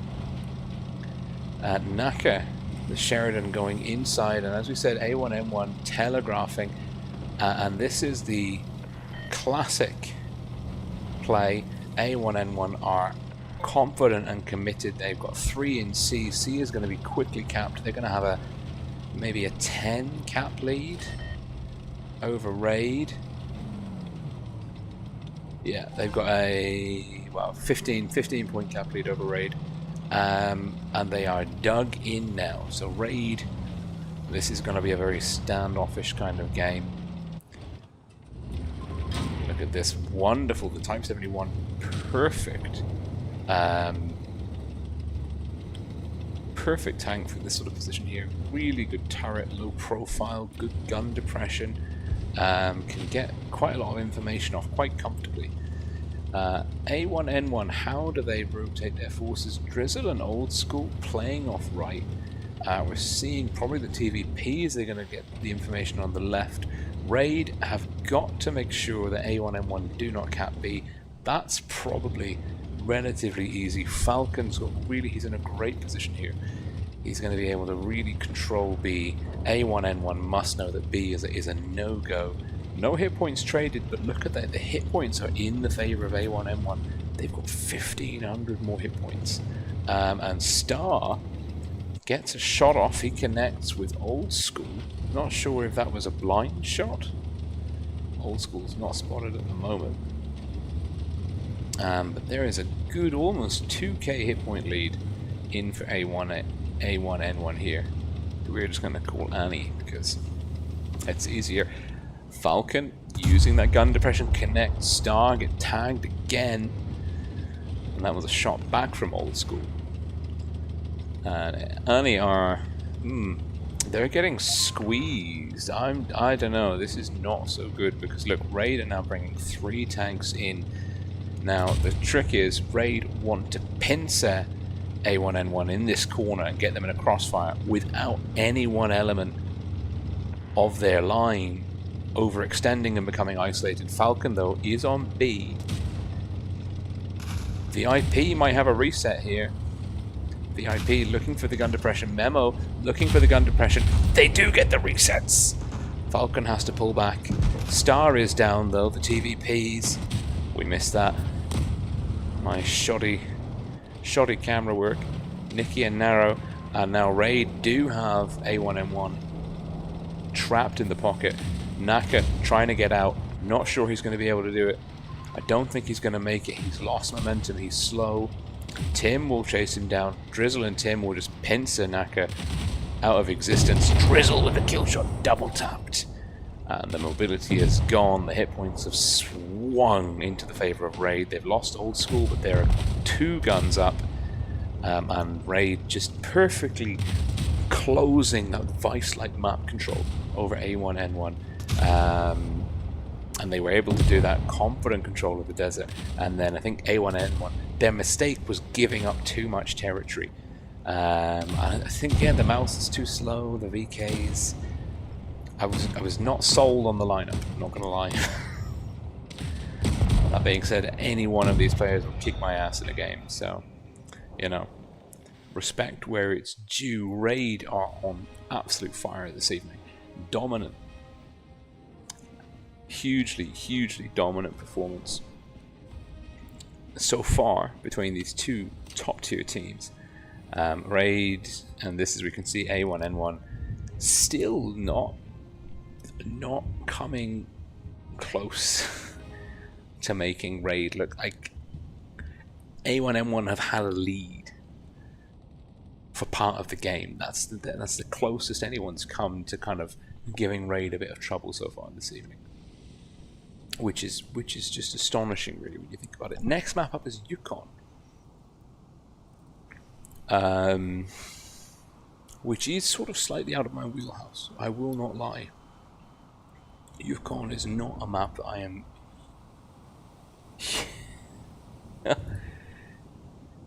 which is not something that I'm hugely no counting Zerma. No, just commentary.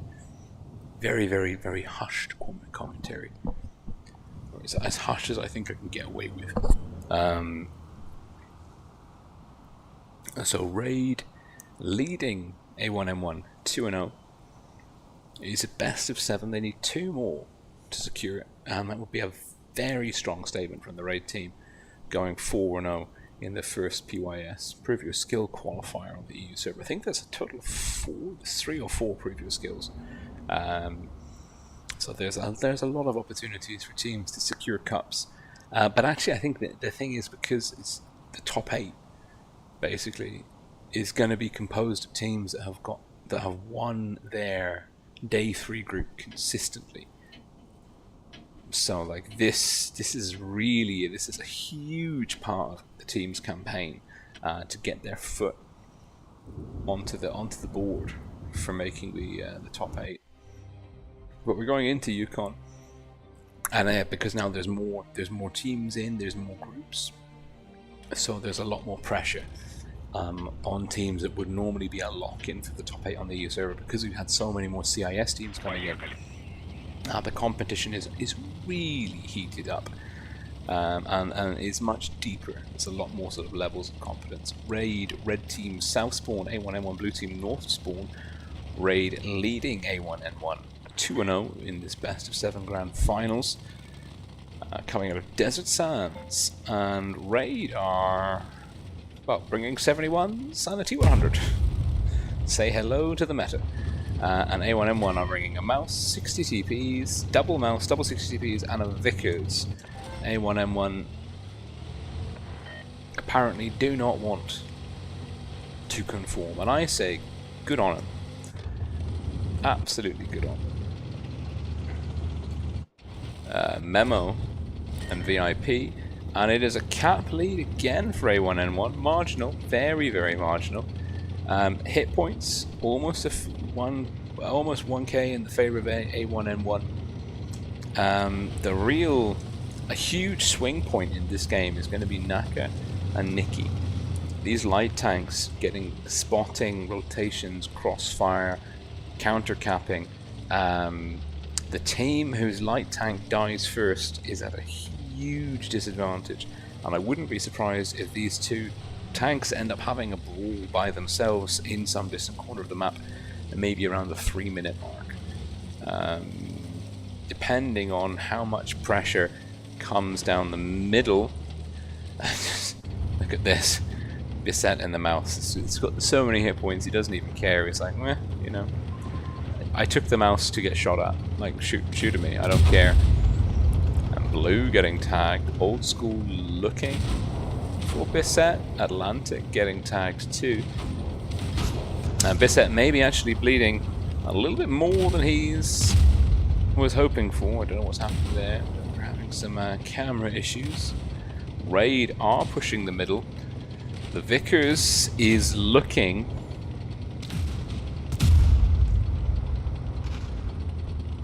He's looking for Nikki. This is that distant corner of the map. It's sooner than I thought it was going to be. Does Nikki get round? He does get in another shot.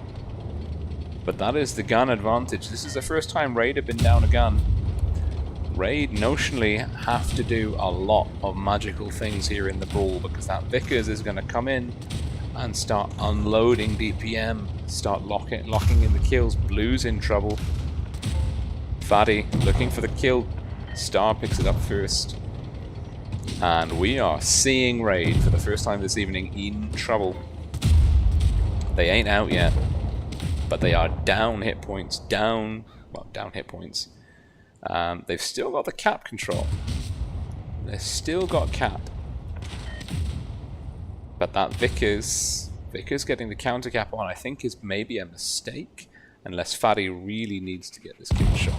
Does, absolutely does, that's huge. Star trying to get wide, get past Old School, looking for Star. Old School will pick up that easy kill shot on the side. And it's a 3-on-3. Old School. I think Fatty is going to go for Old School. He does. Naka! Oh, I told you, whichever team kept their light tank alive would have a much better time. And not only did A1M1 get the light tank,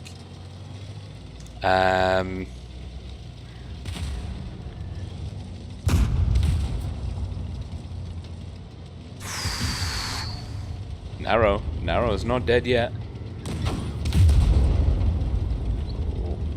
And this is the first defeat of Raid of the evening. An A1N1 answer. They say that no, this will not be another clean sweep. You will have to sweat to beat us.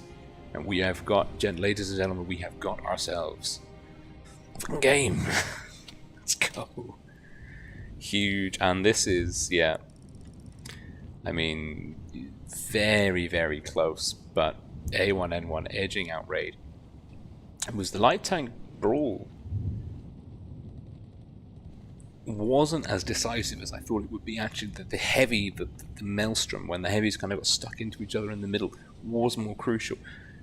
But having that light tank, knowing that they had the mobility element, would have taken the pressure off A1M1 a lot, I think. Raid making no adjustments. Because why would you? When you have the meta. A1N1 dropping a mouse for a 50B and dropping their Vickers for 71. I'm not convinced. I always think bringing one of any particular tank is never superb, because unless it's a light or a medium tank, which is designed to work, or your strategy is designed to work alone, you don't get a lot of synergy between tanks of very, very different styles. You try and put them down the same lane in the same sort of context together. That being said, Mouse and a 50B, Hammer and Anvil could be very effective if used.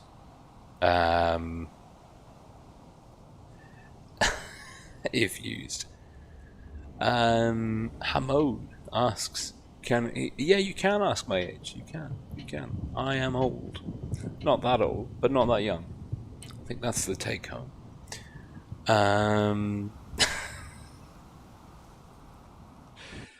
Back into Yukon.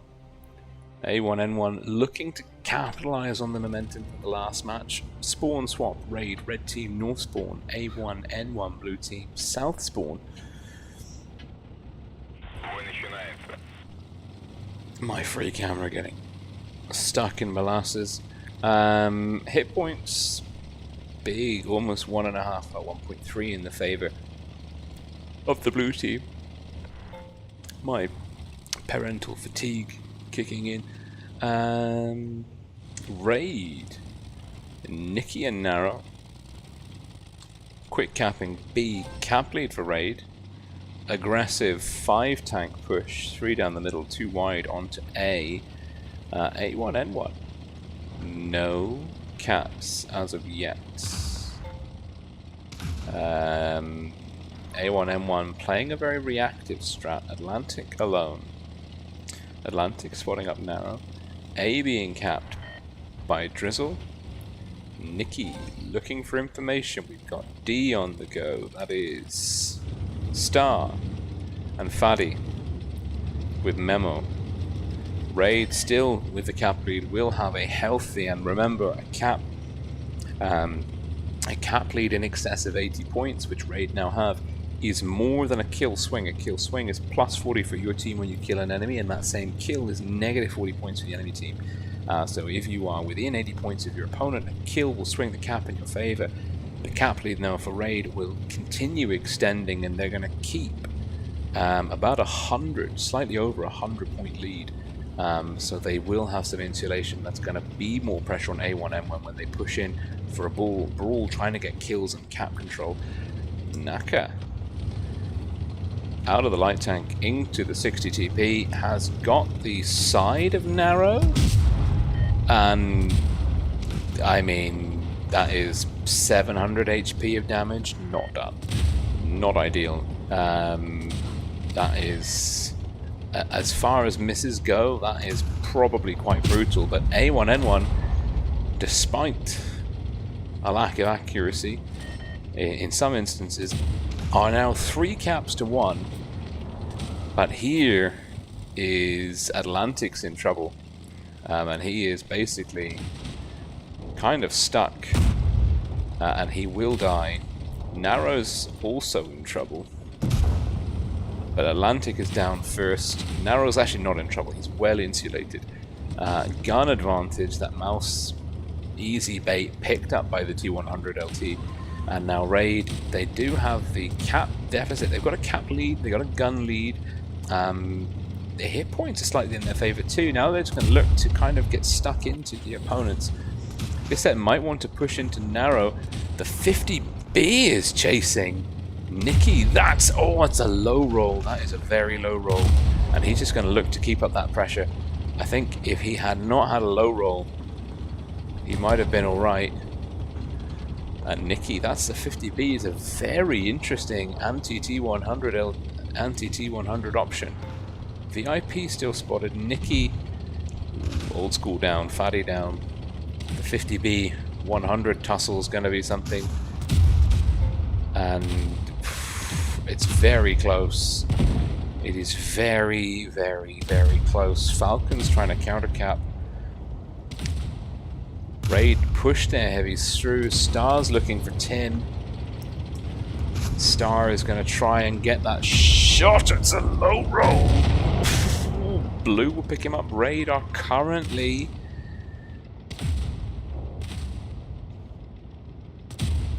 if he can get the 50B, if Nikki can get the 50B, this will be Raid's game to throw. Oh no. Oh! The 50B is gone. Naka is still there. Does he have the traverse? Oh no!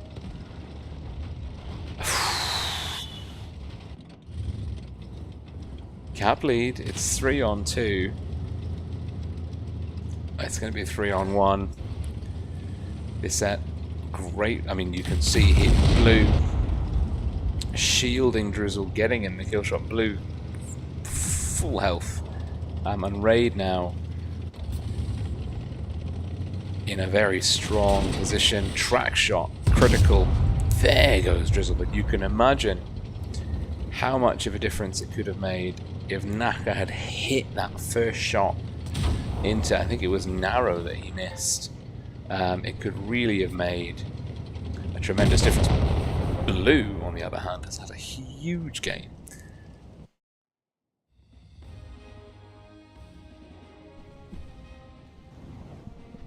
I told you, I said like my age. I'm old. I'm old.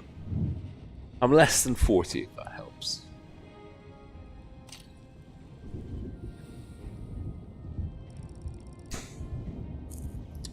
But yeah, that is that's about as close as we're gonna get, I think, game wise. And Raid now sat on match point, edging A1N1 out just ever so slightly on the second. Yukon game potentially The last game we'll see this evening is going to be on Normandy, of all maps.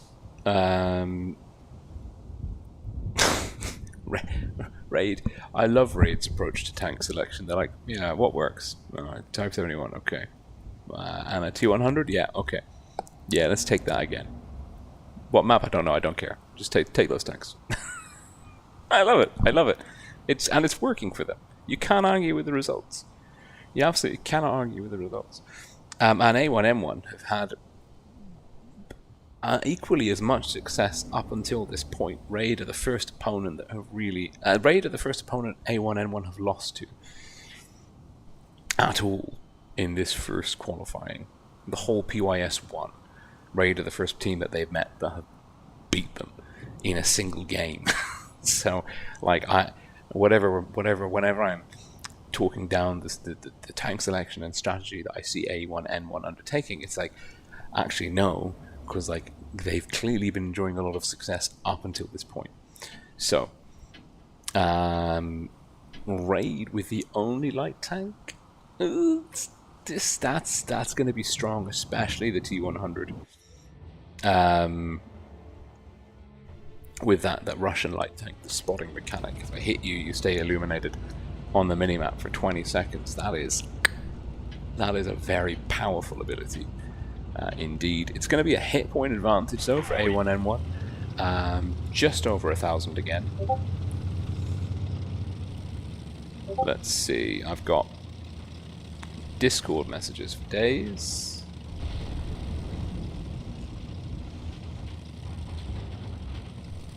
Okay, third day the battle timers are set. Thank you, Amulet. Much appreciated.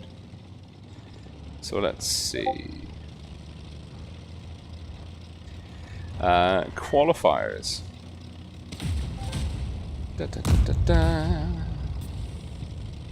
Raid have capped off C.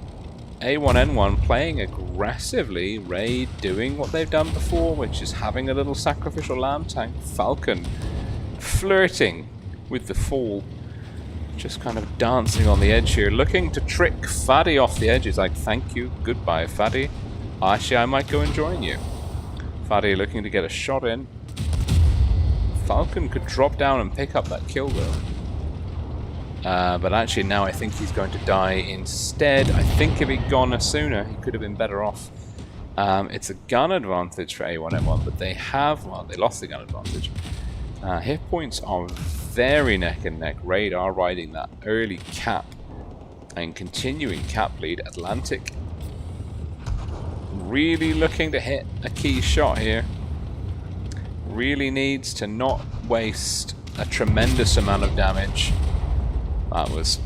Atlantic should have gone. He should have taken the shot on the Type 71 and left VIP to finish off the other tank. But Old School will shut down Atlantic. Guns still in the favour of A1M1, but hit points in the favour of Raid. Narrow in a wonderful position. And now the guns are tied. Raid sitting on a good hit point lead. Just squeezing their opponent.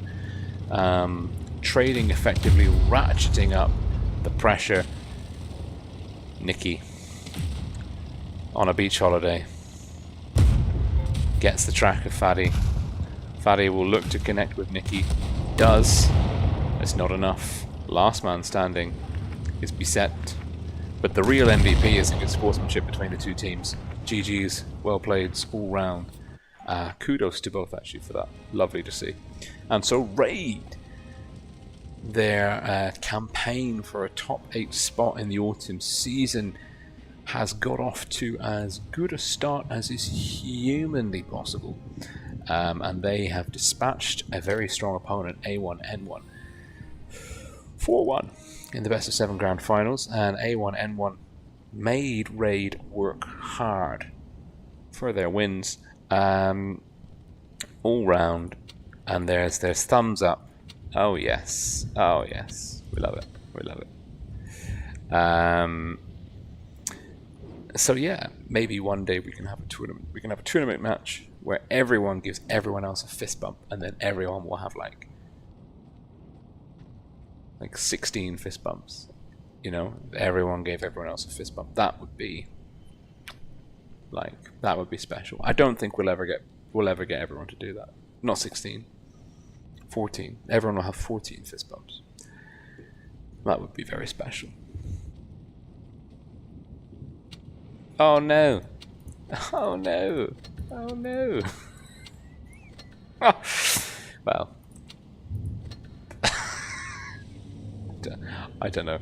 The thing is, I can't even see who's doing it. It could be Raid like downvoting themselves. I don't know.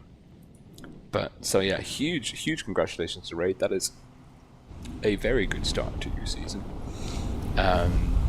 And yeah, that's the interesting thing. I mean, we've seen that there's like 13, 14 groups in the final stage of PYS 1. There's only 8 spots in the top 8. The clue's in the name. And so the issue is going to be, the issue is going to be that, like, in order to make the top 8, you're going to have to win more than one PYS. You're going to have to place, you maybe have to come top in every top of your group in every single third stage of every single PYS. That's a lot. That's a lot of consistency that's being asked of the teams in this qualifying stage. So that's pretty interesting. What we can do is we can have a quick look at the chart and just see.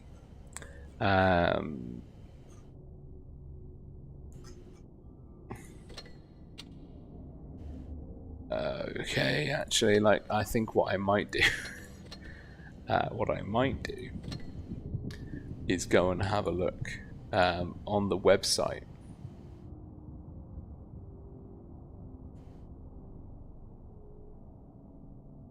Let's see, tournaments.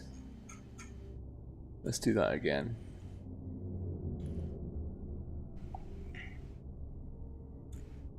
Show all groups. Okay, we've still got some results to come through.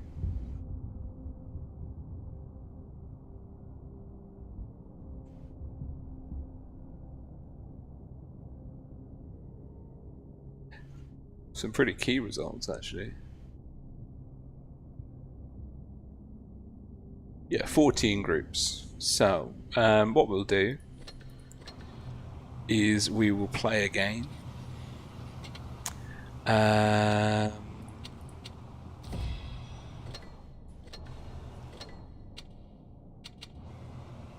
No, I don't want to play Uprising.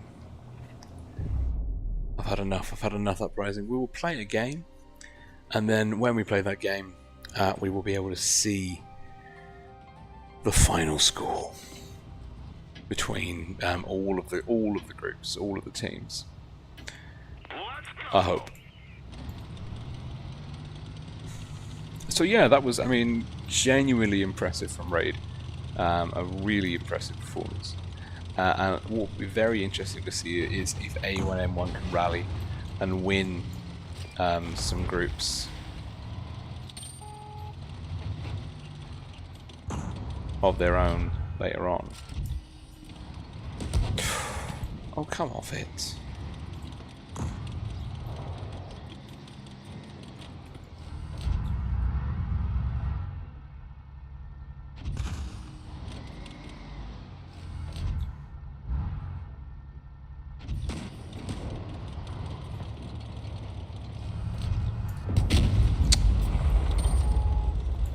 Good shot.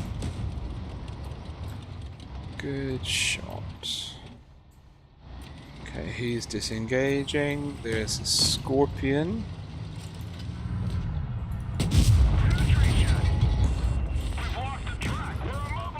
That T-49 could kill us. That Scorpion will kill us. Team.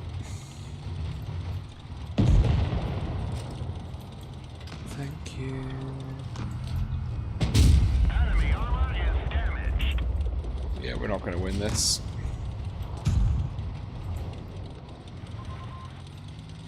That T-49's coming for us. He's saying, I've got more hit points than you. I can hear him.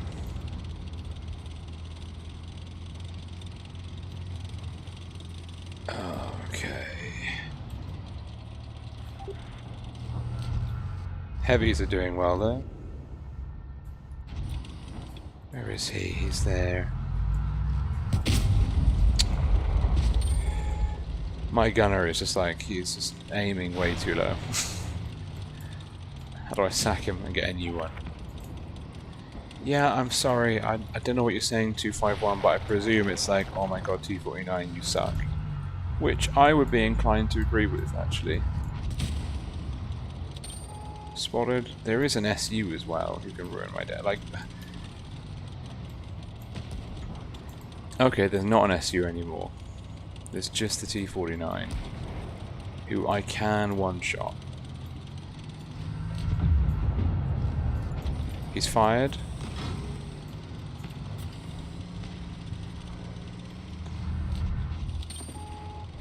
Okay, this is bad. This is good.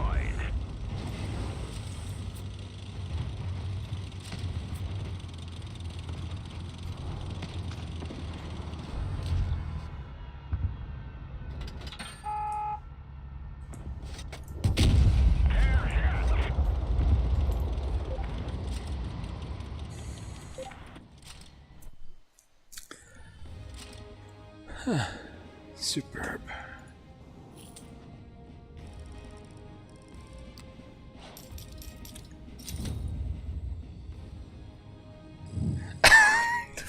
Falcon confirming that the thumbs down on the raid team was from raid. Good job, Nikki. Good job, Blue. Actually, all of you guys, that was superb. Very well played indeed. Very, very well played. I'm just gonna check and see if the scores are in for all of the groups, because I just want to do a quick recap. No, we're still waiting on 2, 3. There's quite an interesting results we're waiting on as well, actually. So we will see those. We will see those.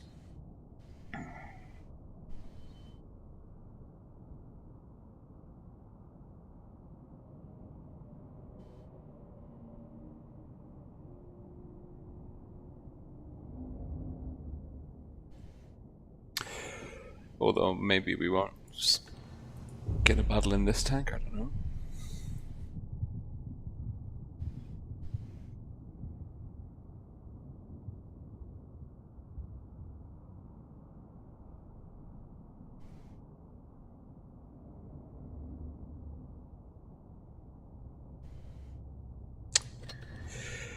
Okay, I don't want to wait that long.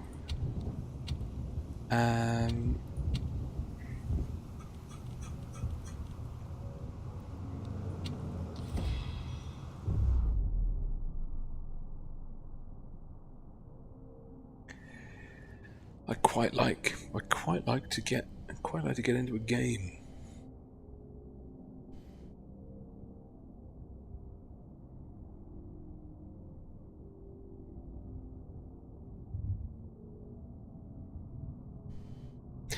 So yeah, apparently the matchmaker is having a great time.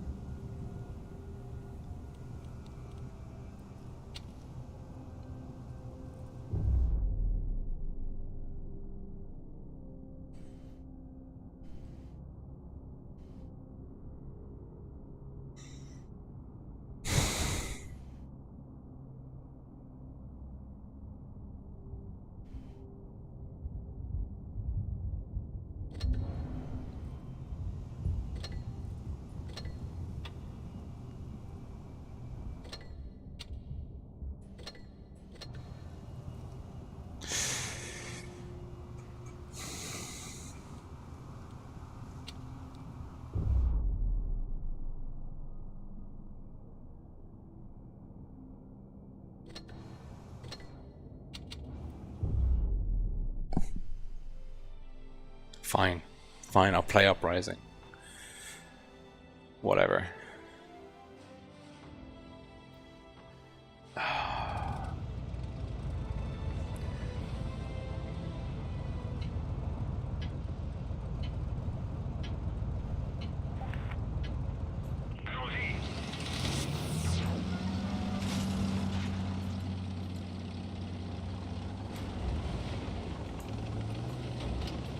Very good. It's a good start. It's a good start. It's a really good start. They've got a KV2 as well. That's interesting.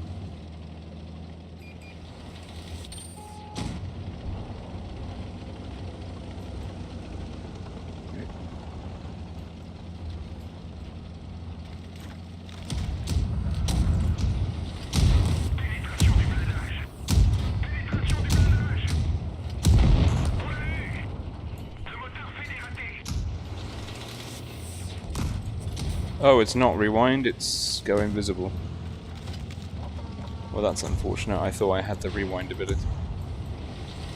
Which is why I was all the way at the front being an idiot, because I thought I could heal myself. But apparently I can't. So...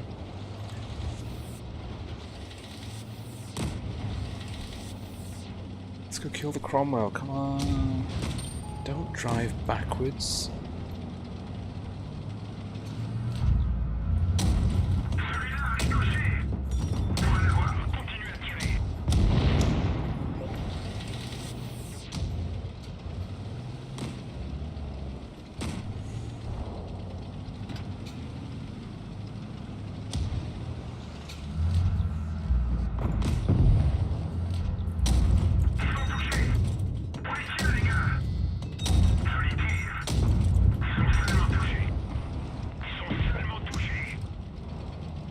Well, he is definitely not dead.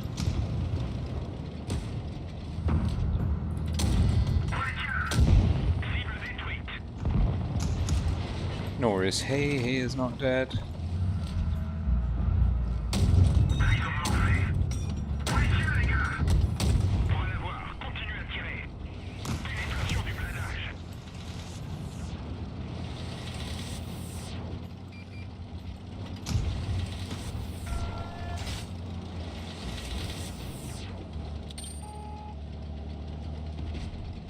I heard him decloak over here somewhere.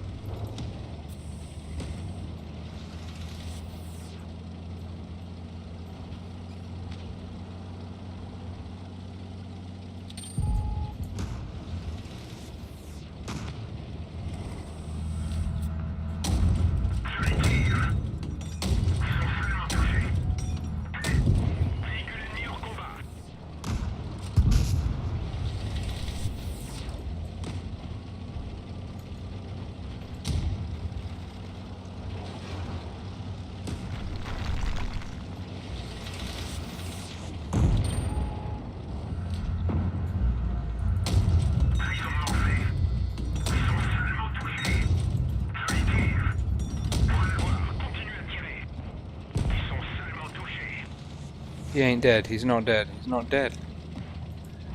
Is he? Maybe he is?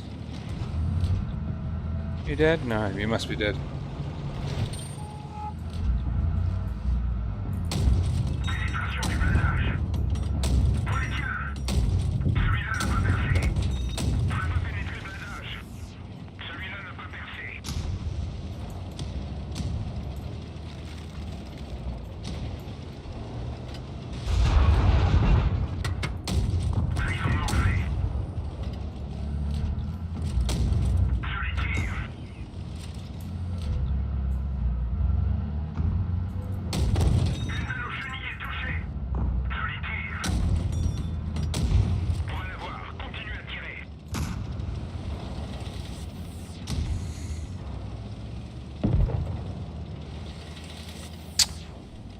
He's cloaked.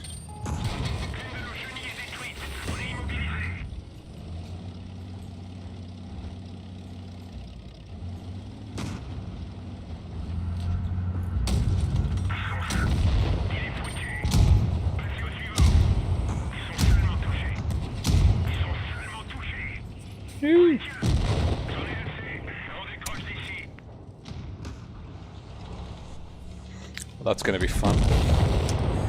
That is going to be quite fun.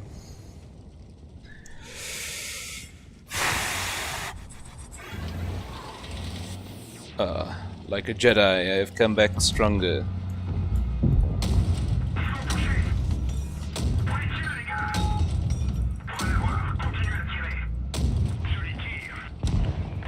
Jesus, that was inaccurate.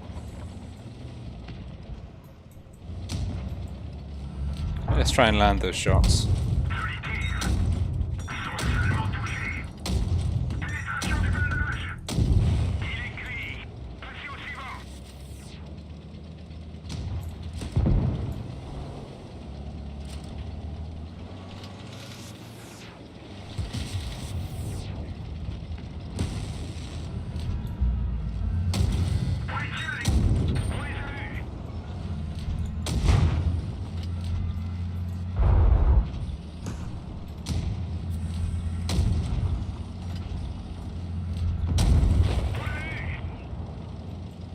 Whoosh.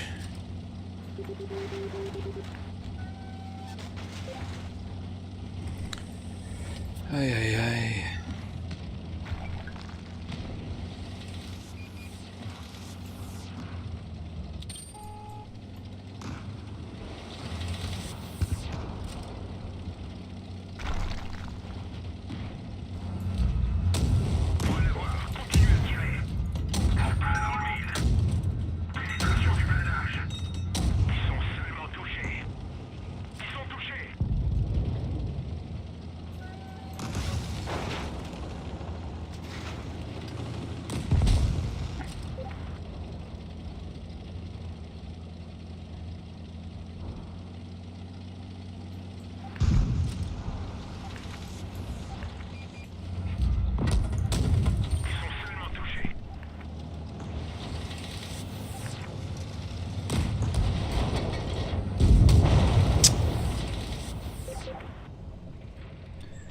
There we go.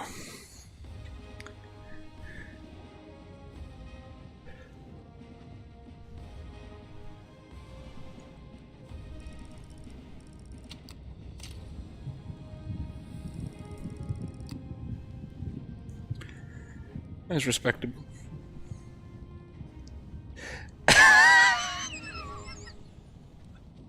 TJ is calling me out on the seal clubbing. I was trying to get in. I was trying to get into another game. The MM wouldn't let me. That's the story, and we're sticking to it. Okay.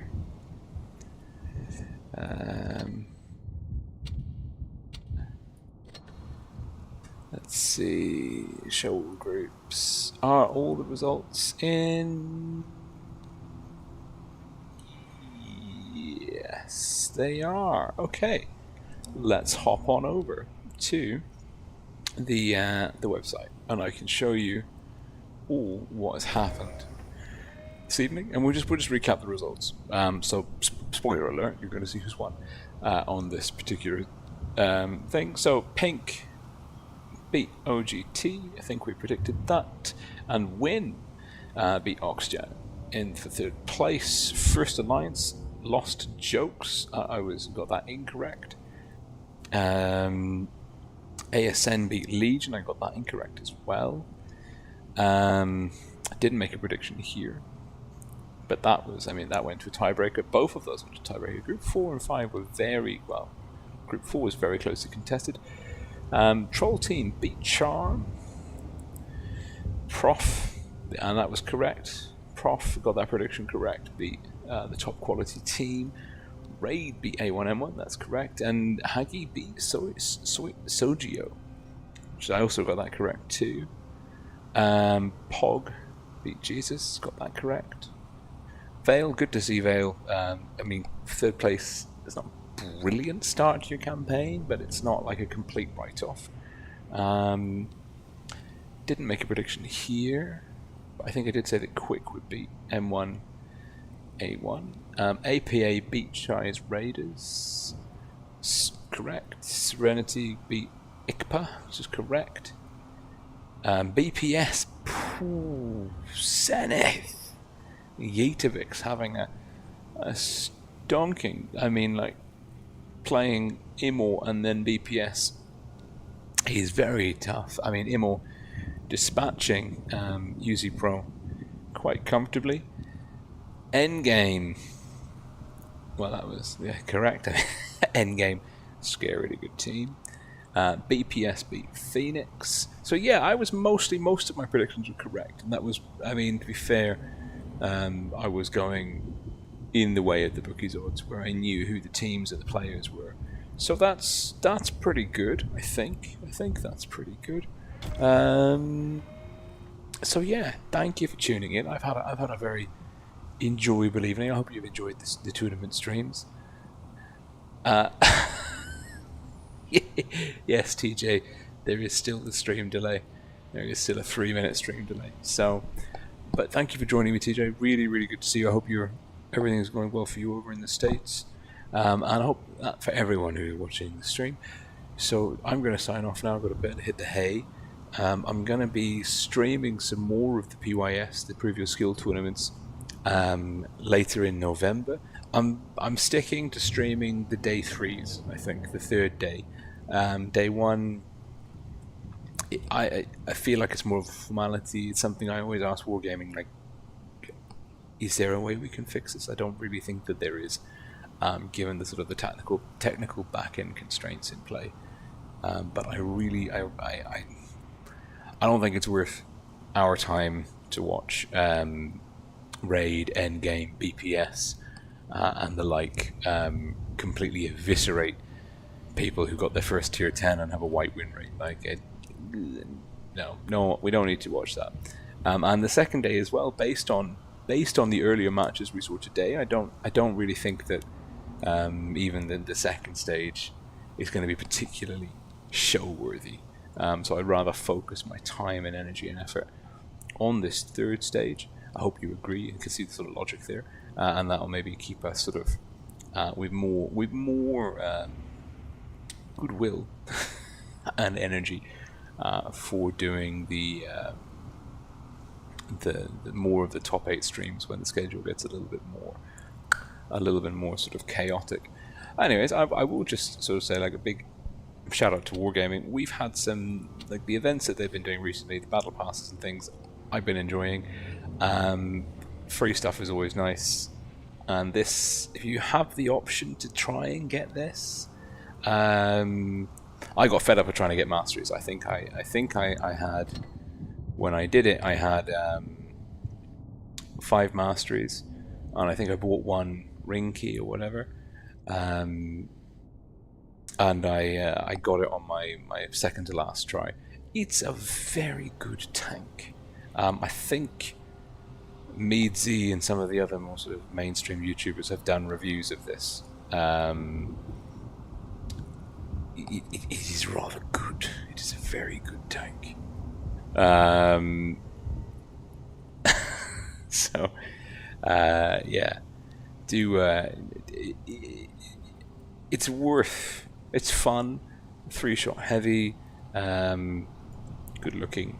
I think it's worth chasing if you've got the spare cash, time, and energy, in any combination of the above to try and get it. So yeah, this is Rolling Form. Saying that I like this tank. I think it's fun. I've only played a few games in it, but had a blast.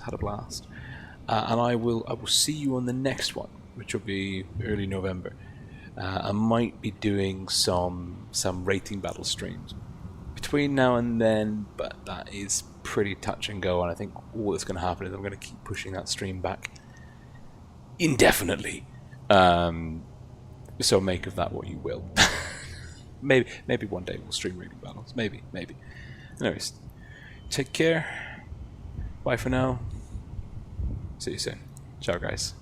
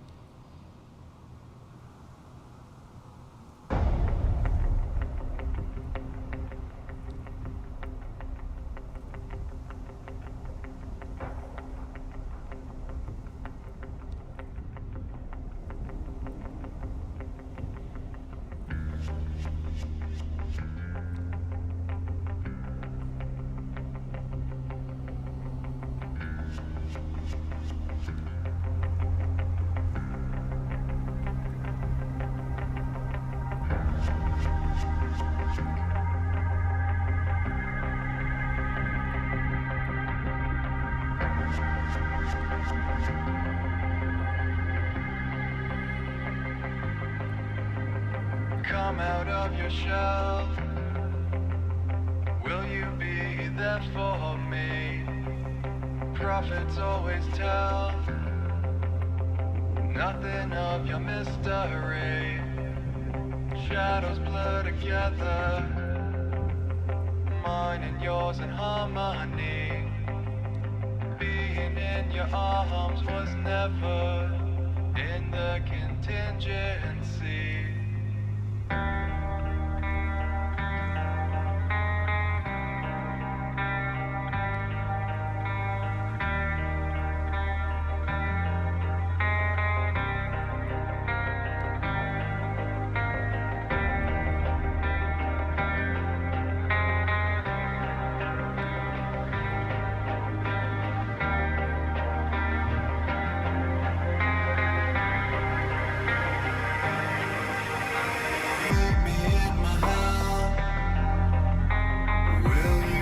Down with me, even if I cross the sticks unaided.